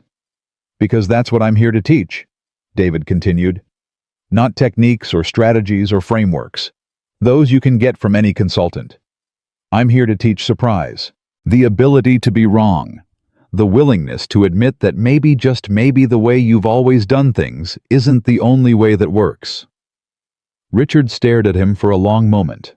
Then slowly he smiled. "All right, Mr. Miller, you have my attention." The weeks blurred together. David threw himself into the work with an intensity that surprised even him. He developed training modules, conducted workshops, met with teams across the company. He learned names and faces and stories. He listened more than he spoke, observed more than he intervened. And slowly, something began to shift. Executives who'd dismissed him at first started seeking him out. They brought him problems that weren't in his job description. Conflicts with international partners, misunderstandings that had festered for years, communication breakdowns that no one else had been able to solve. "How do you do it?" one of them asked after David had helped resolve a particularly thorny dispute with a Japanese supplier. "How do you always know what to say?" "I don't," David admitted. "I just know how to listen for what's not being said." Sophie adapted faster than he expected. The new apartment was bigger. The new school was better. The new life was fuller in ways David hadn't anticipated. But she had questions, lots of them. "Dad, why does Ms. Nakamura work so much?" "Because she has a lot of responsibilities." "But doesn't she get tired?" "I think she does, but she also loves what she does." "Do you love what you do now?" David paused over the pasta he was making for dinner. "You know what I think I'm starting to." Sophie considered this. "That's good. You seem happier." "Do I?" "Yeah. You used to look at people like you were watching them through a window. Now you look at them like you're in the same room." David set down the wooden spoon and turned to face her. "When did you become a philosopher?" "I've always been a philosopher. You just didn't notice." He laughed. "Fair enough. Dad, yes. Is Ms. Nakamura going to be your girlfriend? The question hit him like a splash of cold water. Not because it was inappropriate, but because he'd been avoiding asking it himself. I don't know, Sophie. We work together. It's complicated. Grown-ups always say things are complicated when they don't want to answer. That's probably true. Tommy's dad said dating after his mom left was weird because he kept comparing everyone to her. Do you do that with Ms. Nakamura? Compare her to Mommy?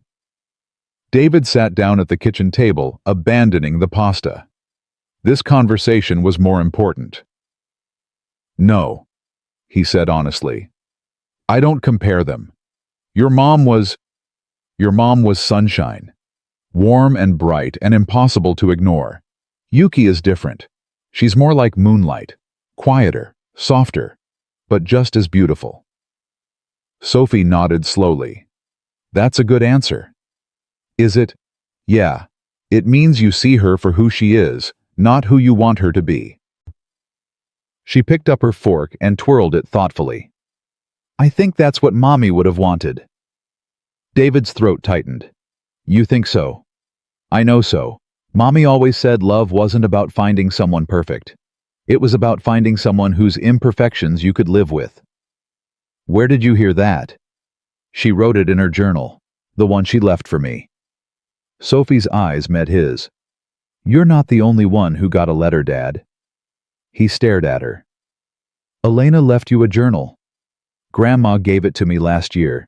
She said I was finally old enough. Sophie shrugged. It's got all kinds of stuff in it. Stories about when Mommy was little. Advice about growing up. Things she wanted me to know. Why didn't you tell me? Because it was private, between me and her. Sophie paused. But I can share some of it, if you want. Only if you want to. Sophie was quiet for a moment. Then she recited from memory. My darling Sophie, if you're reading this, I'm not there to watch you grow up. But I want you to know something. Your father is the kindest man I've ever met. He doesn't always see it in himself, but I see it every day. Please remind him. Please help him remember that kindness isn't weakness. It's the strongest thing there is. David couldn't speak. She wrote a lot about you, Sophie continued. About how you met. About your first date. About the day you proposed. She smiled. Did you really throw up after she said yes? David laughed despite the tears forming in his eyes. I was nervous. She said it was adorable. Your mother had a generous definition of adorable. Sophie reached across the table and took his hand. She also wrote that she hoped you'd find love again. That she didn't want you to be alone forever.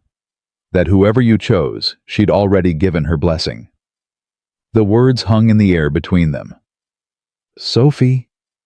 I'm not saying you have to marry Ms. Nakamura or anything. I'm just saying, it's okay, if you want to. Mommy said so. David squeezed her hand. When did you become the parent in this relationship? Someone had to be. You're kind of a mess. I am not a mess. Dad, you wore mismatched socks to your first board meeting.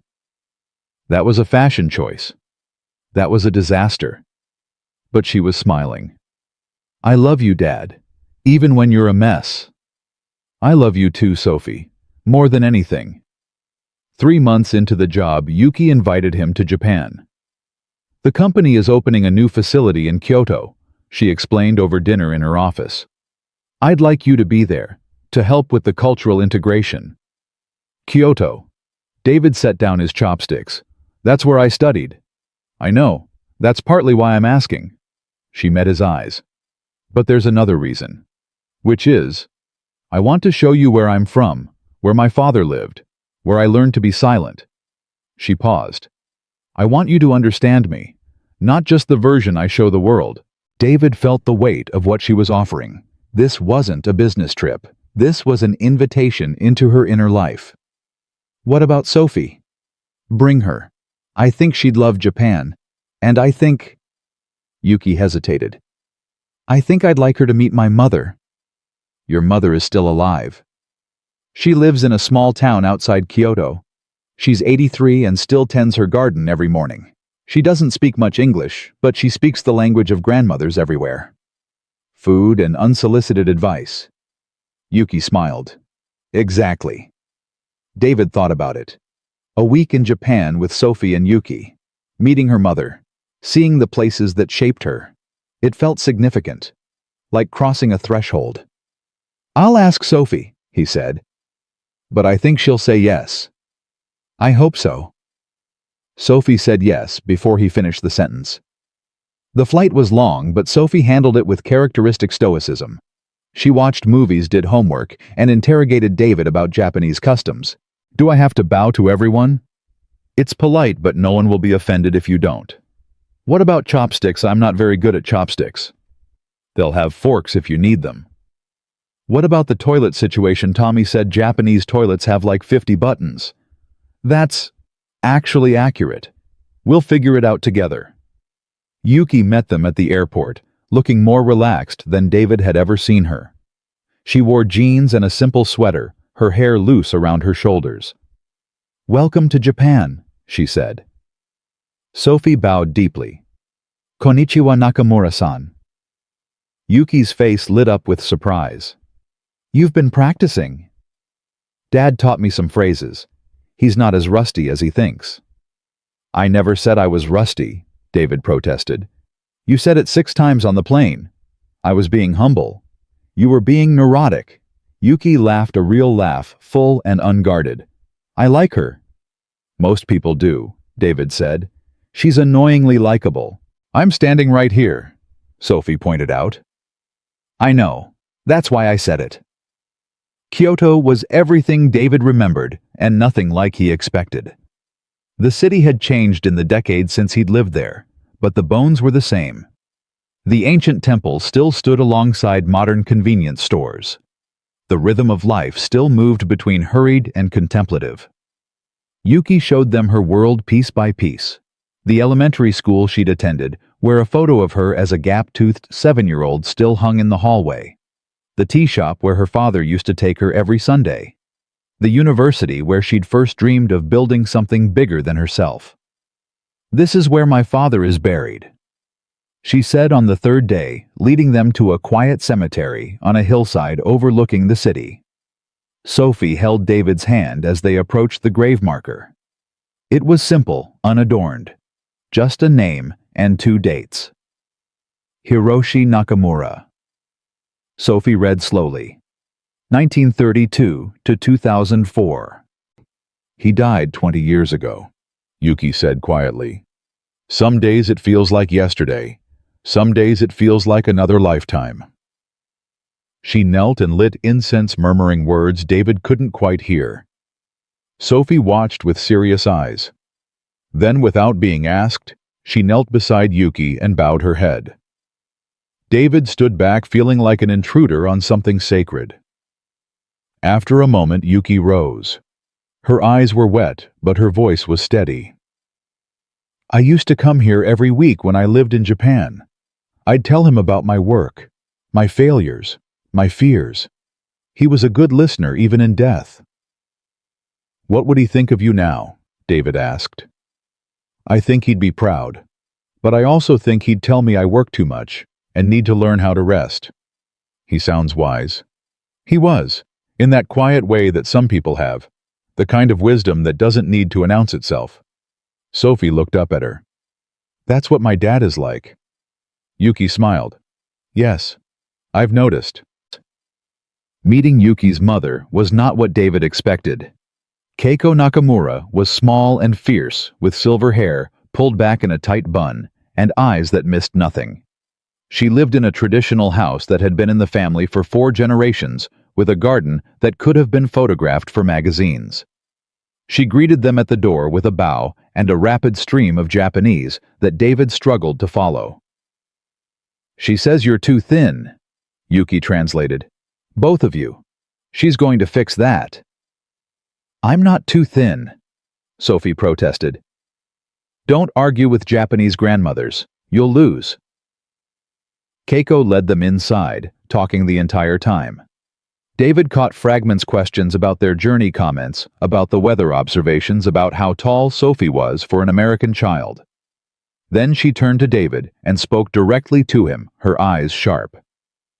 She wants to know if your intentions toward her daughter are honorable. Yuki said, her cheeks flushing slightly. David bowed. Hi Nakamura-san. Watashi no ito wa kanzen ni yonamono desu. Keiko's eyebrows rose. She responded with another stream of Japanese faster this time. She says your accent is good, but your grammar is terrible. She also says anyone who bothers to learn Japanese for her daughter might be worth keeping around. I learned it 20 years ago for academic reasons. She doesn't care why you learned it. She cares that you did. Keiko gestured for them to sit, then disappeared into the kitchen. The sounds of cooking began immediately. Sophie leaned toward David. I think she likes you. What makes you say that? She didn't poison the tea. That's a low bar. Take what you can get, Dad. Dinner lasted 3 hours. Keiko served dish after dish, each one a small masterpiece. She watched them eat with the intensity of a general observing a battle, nodding approvingly when they asked for seconds. Somewhere around the 5th course, she asked Yuki a question that made her daughter go still. What did she say? David asked. Yuki hesitated. She asked if I'm happy. What did you tell her? Yuki looked at him, at Sophie, at the table full of food and the room full of warmth. I told her I'm learning to be. Keiko nodded, satisfied. Then she turned to David and spoke again. She says happiness is a practice, not a destination. She says her husband taught her that. Your father? Yes. He used to say that happiness is like a garden. You have to tend it every day, even when it's raining.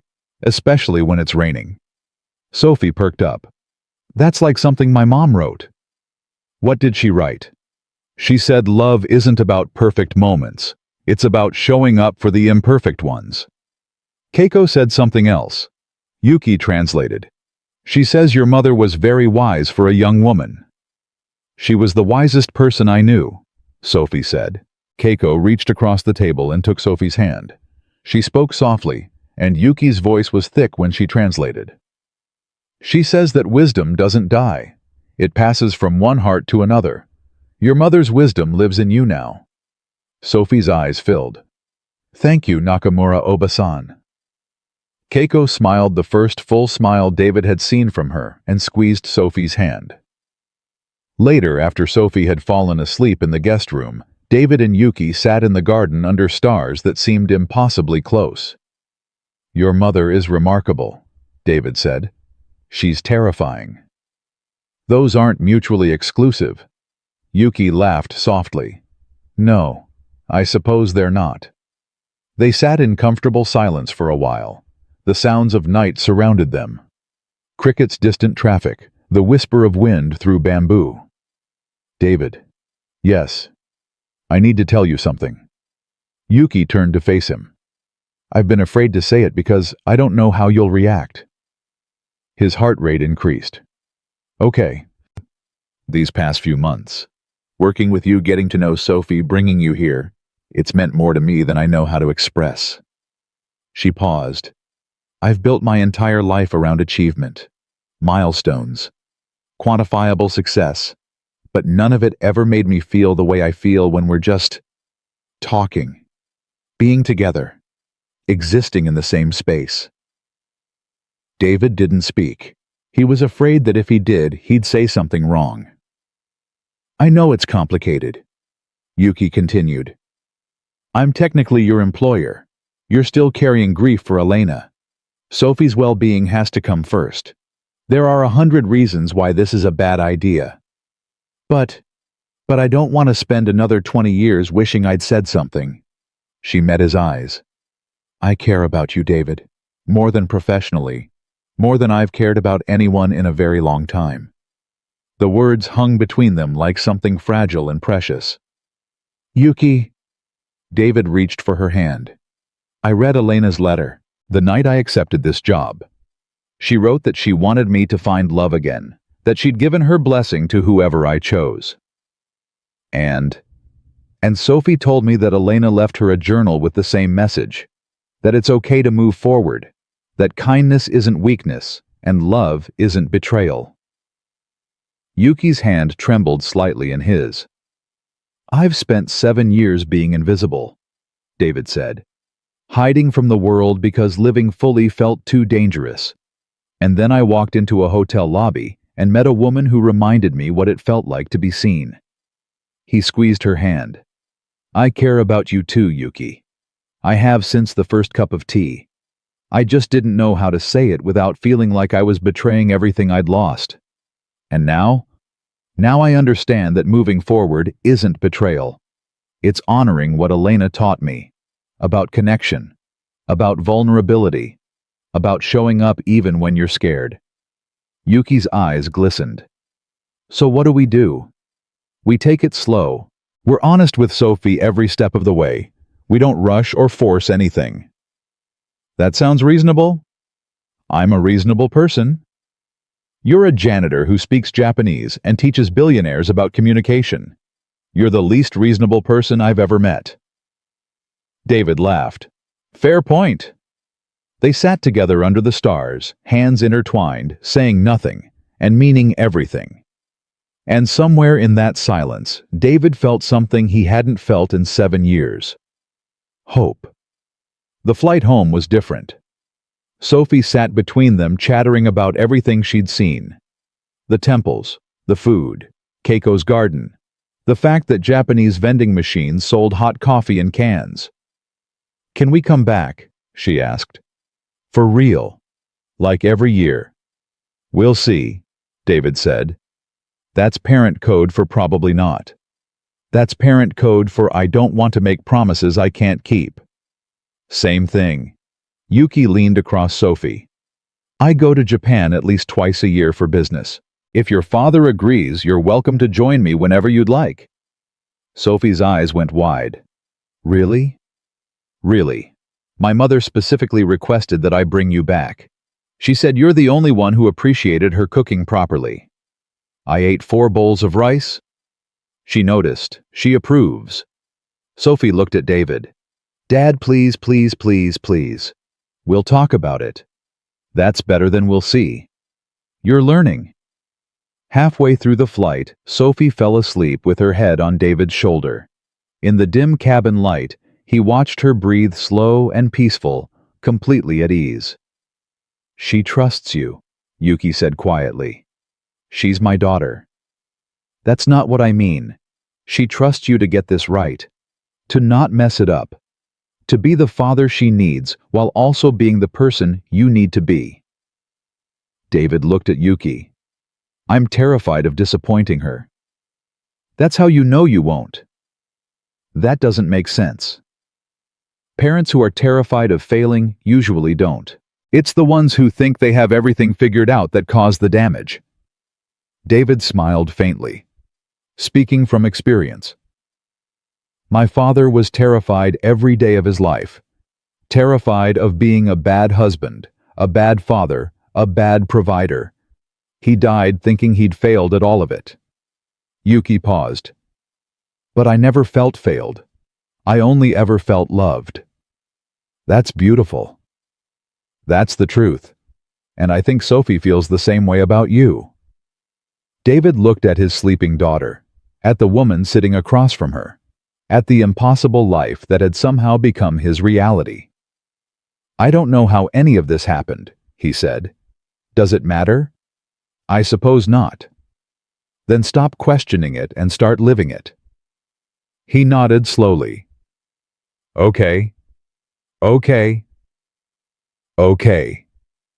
Yuki smiled and leaned back in her seat, and somewhere over the Pacific Ocean, 30,000 feet above a world that had seemed so small just a few months ago, David Miller finally let himself believe that maybe, just maybe, he deserved to be happy again.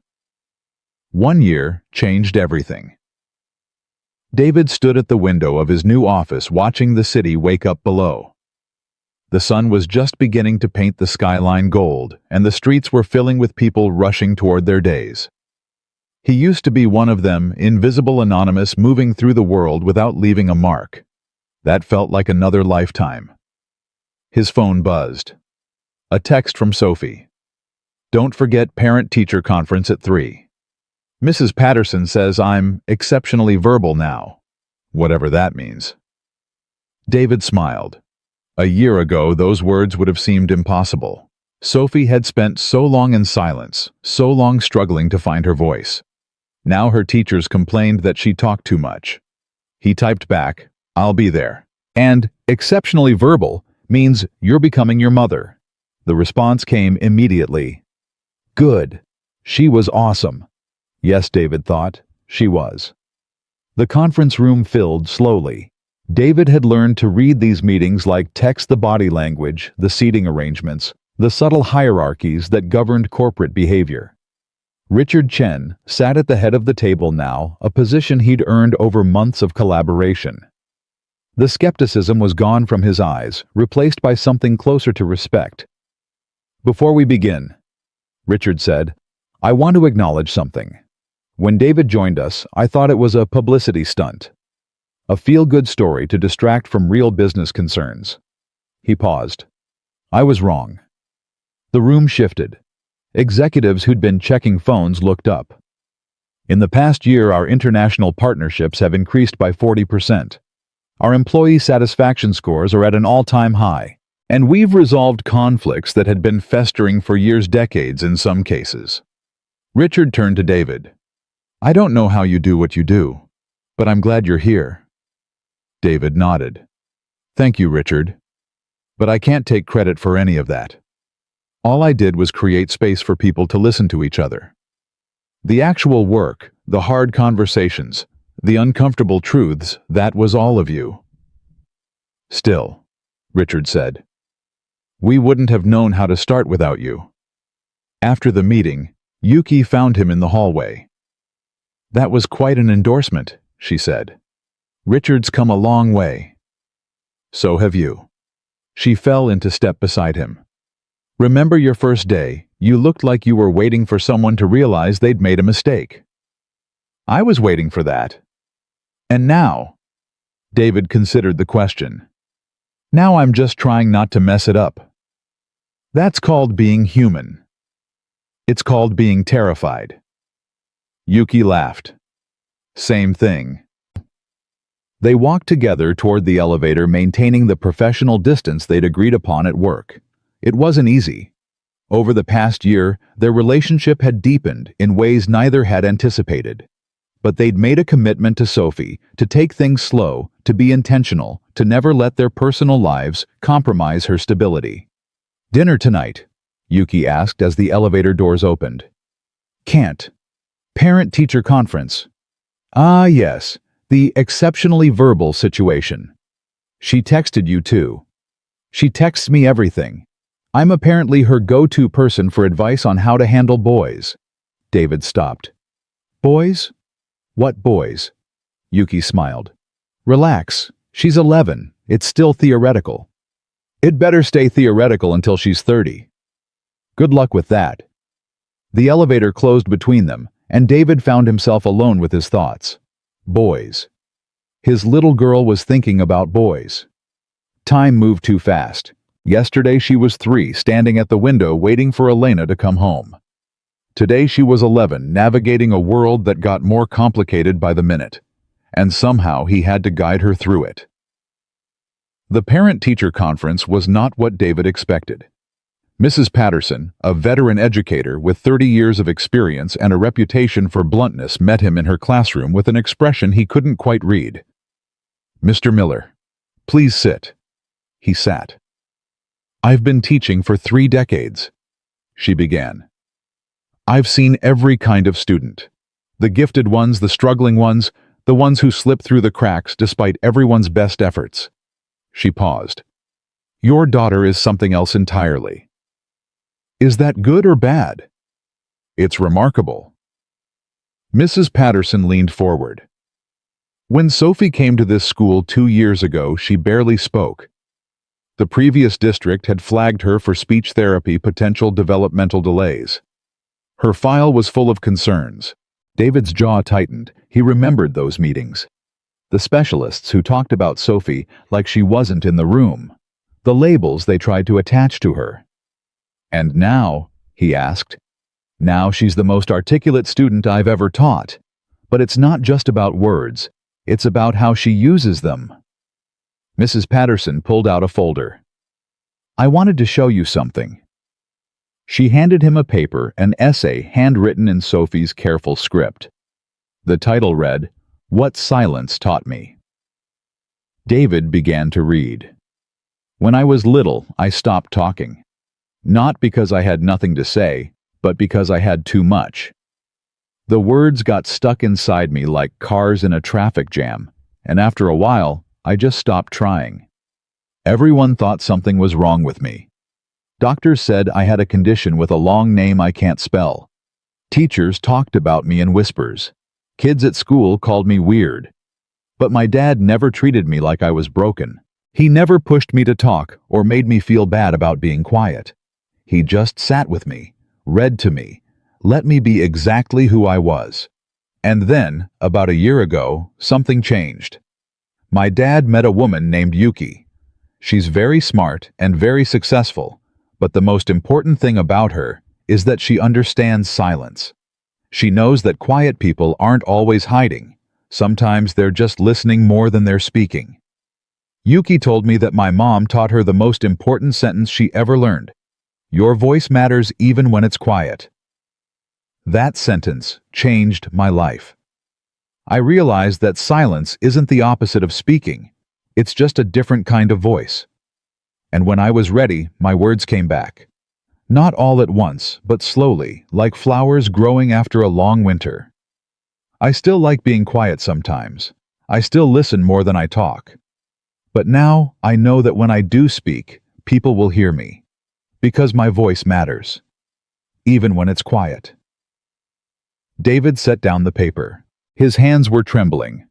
She wrote this for an assignment about personal growth, Mrs. Patterson said. When she read it to the class, 3 students started crying, including me. I didn't know she felt that way. Children don't always tell us what they're carrying, but they show us if we're paying attention. David stared at the essay, at his daughter's words, at the evidence of a healing he'd witnessed but never fully understood. She's going to be okay, Mrs. Patterson said. More than okay. She's going to be extraordinary. She already is. Yes, she is. Mrs. Patterson smiled. Whatever you're doing, Mr. Miller, keep doing it. That night, David found Sophie in her room, surrounded by books and half-finished art projects. Can I come in? She looked up. Sure. He sat on the edge of her bed, the essay still in his hand. Mrs. Patterson showed me what you wrote. Sophie's eyes widened. She wasn't supposed to do that. I'm glad she did. David held out the paper. This is beautiful, Sophie, and I had no idea you felt this way. Sophie shrugged, but there was a vulnerability in her expression she couldn't quite hide. It's just how I see things. It's how you see things, with incredible clarity and compassion. He paused.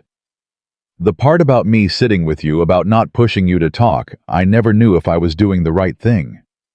You were. How do you know? Because I'm here. Sophie's voice was steady. I'm talking. I'm okay. If you'd done something different, maybe I wouldn't be. David felt tears building behind his eyes. I was so scared, Sophie. Every single day I was terrified I was failing you. You weren't. You were just loving me. She moved closer and leaned against his shoulder. That's what parents are supposed to do, right? Love their kids even when they don't know how to fix things. I suppose so. Then you did good, Dad. You did really good. They sat together in the quiet, father and daughter, carrying a love that didn't need words to be understood. The wedding invitation arrived 3 months later. Not from David and Yuki, they weren't there yet, still taking things slow, still prioritizing Sophie's adjustment. The invitation was from Marcus, the night concierge who'd been David's friend throughout the darkest years at the hotel. He's marrying that woman from accounting, Sophie announced, examining the envelope. The one who always brought him cookies. How do you know about the cookies? Marcus tells me things. We still text sometimes. David smiled. The connections Sophie had built never ceased to amaze him. She collected people the way other children collected toys, with genuine interest and careful attention. We should go, David said. He was there for me when no one else was.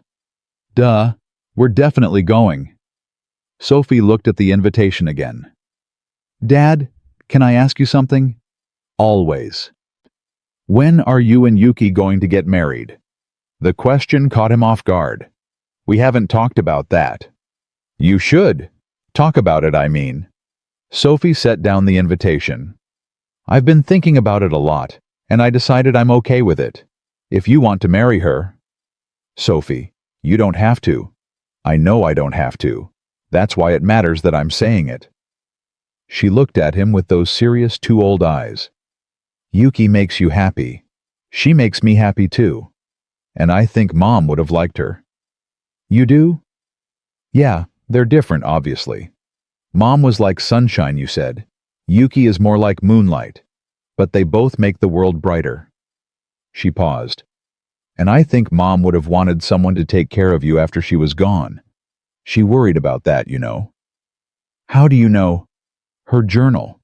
She wrote about it a lot. How she was scared of leaving you alone. How she hoped you'd find someone who understood you. Sophie's voice softened. Yuki understands you, Dad. Maybe better than anyone except me. David didn't know what to say. His 11-year-old daughter had just given him blessing, really, to move forward with his life. Thank you, Sophie. For what? For being so wise. For loving me even when I'm a mess. For making this whole journey bearable. That's what daughters are for, Dad. Keeping dads from falling apart. When did you become so grown up? I've always been grown up. You just didn't notice. He laughed, a real laugh, full and free. Fair enough. The proposal happened on a Tuesday. Not a special Tuesday. Not an anniversary or a holiday or a carefully orchestrated moment. Just an ordinary Tuesday evening with Sophie at a friend's house and David cooking dinner in Yuki's apartment. Can you pass the salt? Yuki handed it to him. Marry me. She froze. What? David turned off the stove and faced her. I've been carrying the ring around for 3 weeks, waiting for the perfect moment. The sunset on a rooftop, a fancy dinner, a meaningful location. He shook his head. But that's not us. We're not grand gestures and dramatic moments. We're tea in quiet rooms and conversations that don't need words. Yuki stared at him. David, I know we said slow. I know we said intentional. And I'm not trying to rush anything. But I realized something yesterday when I was sitting in traffic thinking about absolutely nothing important. What did you realize? That I want to spend the rest of my life sitting in traffic with you, making dinner with you, having boring Tuesday evenings with you. He pulled out the ring, simple, elegant, not ostentatious. I don't need perfect. I just need you. Yuki's eyes filled with tears she refused to let fall. I'm not easy to live with. Neither am I. I work too much. I forget to eat. I wake up at 3 in the morning with ideas I have to write down immediately. I know. And I still have days when I can't speak. When the silence takes over and I can't find my way out. I know that too. David took her hand. Yuki, I've seen every version of you. The billionaire CEO and the scared 19-year-old who couldn't speak English. The woman who conquers boardrooms, and the woman who cries in her mother's garden. I love all of them. A tear escaped despite her best efforts. Sophie gave us her blessing. 3 months ago, she's been waiting for me to stop being a coward. Yuki laughed through her tears. She told you that. She tells me everything. Apparently I'm the last to know most things. You are. It's very annoying. So I've been told. David held up the ring again. What do you say? Want to make boring Tuesday evenings a permanent arrangement? Yuki looked at the ring. At David. At the half-cooked dinner and the ordinary kitchen and the extraordinary, ordinary life they'd somehow built together. Yes. Yes. Yes, David Miller, I'll marry you. She took the ring and slid it onto her finger. On one condition. Name it. Sophie gets to help plan the wedding. She's been sending me Pinterest boards for 6 months. David pulled her into his arms. Deal. The wedding was small. 30 people in a garden with paper lanterns strung through the trees, and Sophie as the maid of honor. Keiko flew in from Japan bringing gifts and unsolicited opinions about everything from the flower arrangements to the cake selection. She approved of none of it, which David had learned was her way of showing love. Marcus came with his new wife, both of them beaming. Richard Chen came, which surprised everyone. Victoria Hayes was not invited, though David had heard she'd landed a job at a smaller hotel chain in Florida. The vows were simple. I promise to listen, David said, holding Yuki's hands. Not just to your words, but to your silences. To understand that sometimes the most important things can't be spoken, only felt. I promise to stay, Yuki replied. Through the boring Tuesdays and the difficult conversations, and the moments when neither of us knows what comes next. I promise to be present, even when being present is hard. Sophie watched from the front row, clutching her rabbit, still even at 11, with tears streaming down her face. You may now kiss the bride. David kissed his wife. The applause was warm and genuine, but what David heard most was Sophie's voice cutting through the noise with characteristic directness. Finally. The reception lasted until midnight. David danced with Yuki, then with Sophie, then with Keiko, who turned out to be an excellent dancer despite her protests. He ate too much cake. He laughed at Marcus's terrible toast. He felt for the first time in longer than he could remember completely and utterly happy. As the evening wound down, Sophie found him standing alone near the edge of the garden. Dad? Hey, sweetheart. Can I show you something? She led him to a quiet corner away from the remaining guests and the fairy lights. In her hand was the silver locket, both halves now connected as they were always meant to be. I want you to have this. David frowned. Sophie, that's yours. Your mother gave it to you. She gave me one half. Yuki had the other half. And now you have both of us. Sophie pressed the locket into his hand. I think that's what Mom wanted all along. For you to find someone who could complete the circle. David's throat tightened. I can't take this. You're not taking it. You're keeping it safe. For all of us. Sophie looked up at him with those wise, impossible eyes. Families aren't made of blood, Dad. They're made of choices. Mom chose you. Yuki chose you. I chose you. She smiled. And now we're all connected. The locket should be with you because you're the one who holds us together. David clutched the locket, feeling the weight of everything it represented. Elena's love, Yuki's journey, Sophie's resilience, his own transformation from invisible to indispensable. When did you get so wise? He asked, his voice rough. I've always been wise, Dad. Sophie hugged him tight. You just finally started listening. 1 year later, David stood at a podium in front of 300 people. The conference was Yuki's idea, a gathering of business leaders, educators, and communication experts to discuss the power of authentic connection in an increasingly disconnected world. David had resisted at first. Public speaking still made him nervous. The spotlight still felt foreign, but Sophie had pushed him. You have things to say that people need to hear, she'd argued. That's what voices are for. So here he was. 2 years ago, David began. I was a janitor. I mopped floors and cleaned toilets and disappeared into the background of a 5-star hotel. I was invisible by choice, because being seen felt too dangerous after losing the person who saw me most clearly. The room was silent. And then one morning, a woman walked into the lobby and refused to speak English. Not because she couldn't, she was fluent in 4 languages, but because she wanted to see who would try to understand her without demanding she perform on their terms. He found Yuki in the audience. She was smiling. I stepped forward that day. I bowed. I spoke Japanese. And in that simple act, everything changed. He paused. Not because I did something heroic. Not because I had special skills or secret knowledge. But because I treated another human being like a human being. I saw her. I listened. I showed up. He looked out at the faces before him, some skeptical, some moved, all attentive. The world is full of noise. Everyone's talking, but nobody's listening. We've forgotten that communication isn't about volume, it's about connection.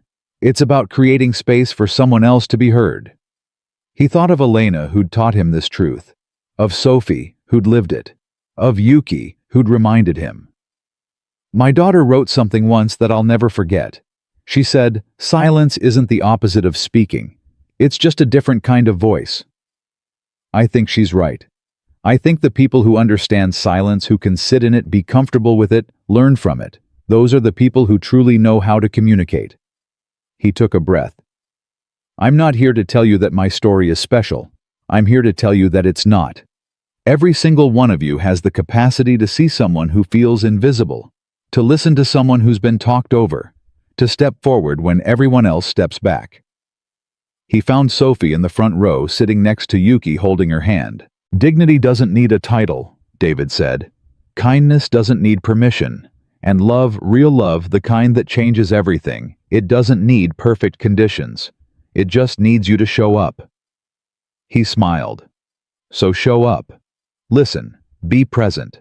And remember that sometimes the most powerful thing you can do isn't speak, it's create space for someone else to be heard. The applause started slowly, then built into something that filled the room. But David barely heard it.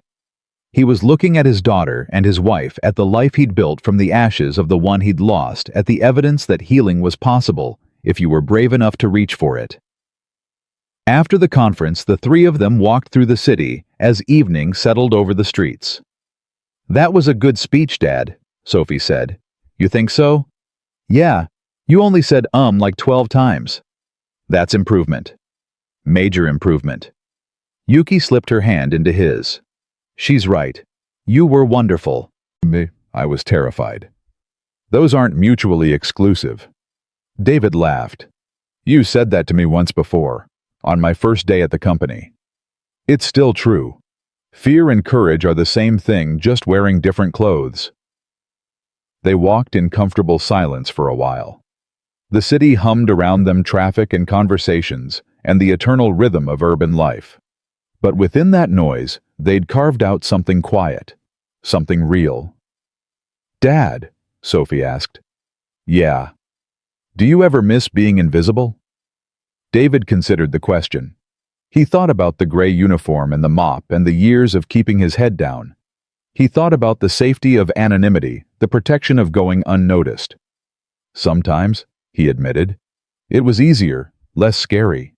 But then I remember what it cost me, the connections I didn't make, the words I didn't speak, the life I wasn't living. He squeezed Yuki's hand. Being visible is harder, but it's also fuller. Sophie nodded. That's what Mom said in her journal. She said you spent too much time trying to disappear, and she hoped someday you'd remember how to take up space. David felt the familiar ache that came with mentions of Elena. But it was different now, softer, warmer. Less like a wound, and more like a reminder. She knew me better than I knew myself. That's what love does, Yuki said quietly. It sees us clearly even when we're hiding. They stopped at a park bench, watching the last light fade from the sky. Sophie sat between them, small enough still to fit perfectly, but growing every day into someone who would eventually need her own space, her own life, her own journey. I love you guys, she said suddenly. We love you too, sweetheart. I know, I just wanted to say it out loud, because sometimes the most important things don't get said enough. David pulled her close. You're right, they don't. So let's say them more. All the important things. Even when it's awkward or embarrassing or whatever. Deal. Deal, Yuki echoed. They sat together as the stars emerged, three people who'd found each other through grief and silence, and the courage to speak when speaking was hardest. The locket hung around David's neck. Now both halves joined a reminder of everything they'd lost and everything they'd gained. Elena was there too somehow. In Sophie's laugh, in the evening light, in the space between words where love lived. "Dad," Sophie murmured, half asleep against his shoulder. "Yeah. I think we're going to be okay." David looked at his daughter, at his wife, at the life he never expected to have. "Yeah, sweetheart," he said. "I think we are." And they were. Not perfect, not without struggle or fear or the occasional boring Tuesday that felt endless. But okay. Really, truly okay. Because they'd learned the secret that mattered most, that dignity isn't given by others, it's carried within. That silence can be strength. That love doesn't end with death, it just finds new ways to bloom. And that sometimes the most extraordinary journeys begin with the simplest act of all, showing up and being seen.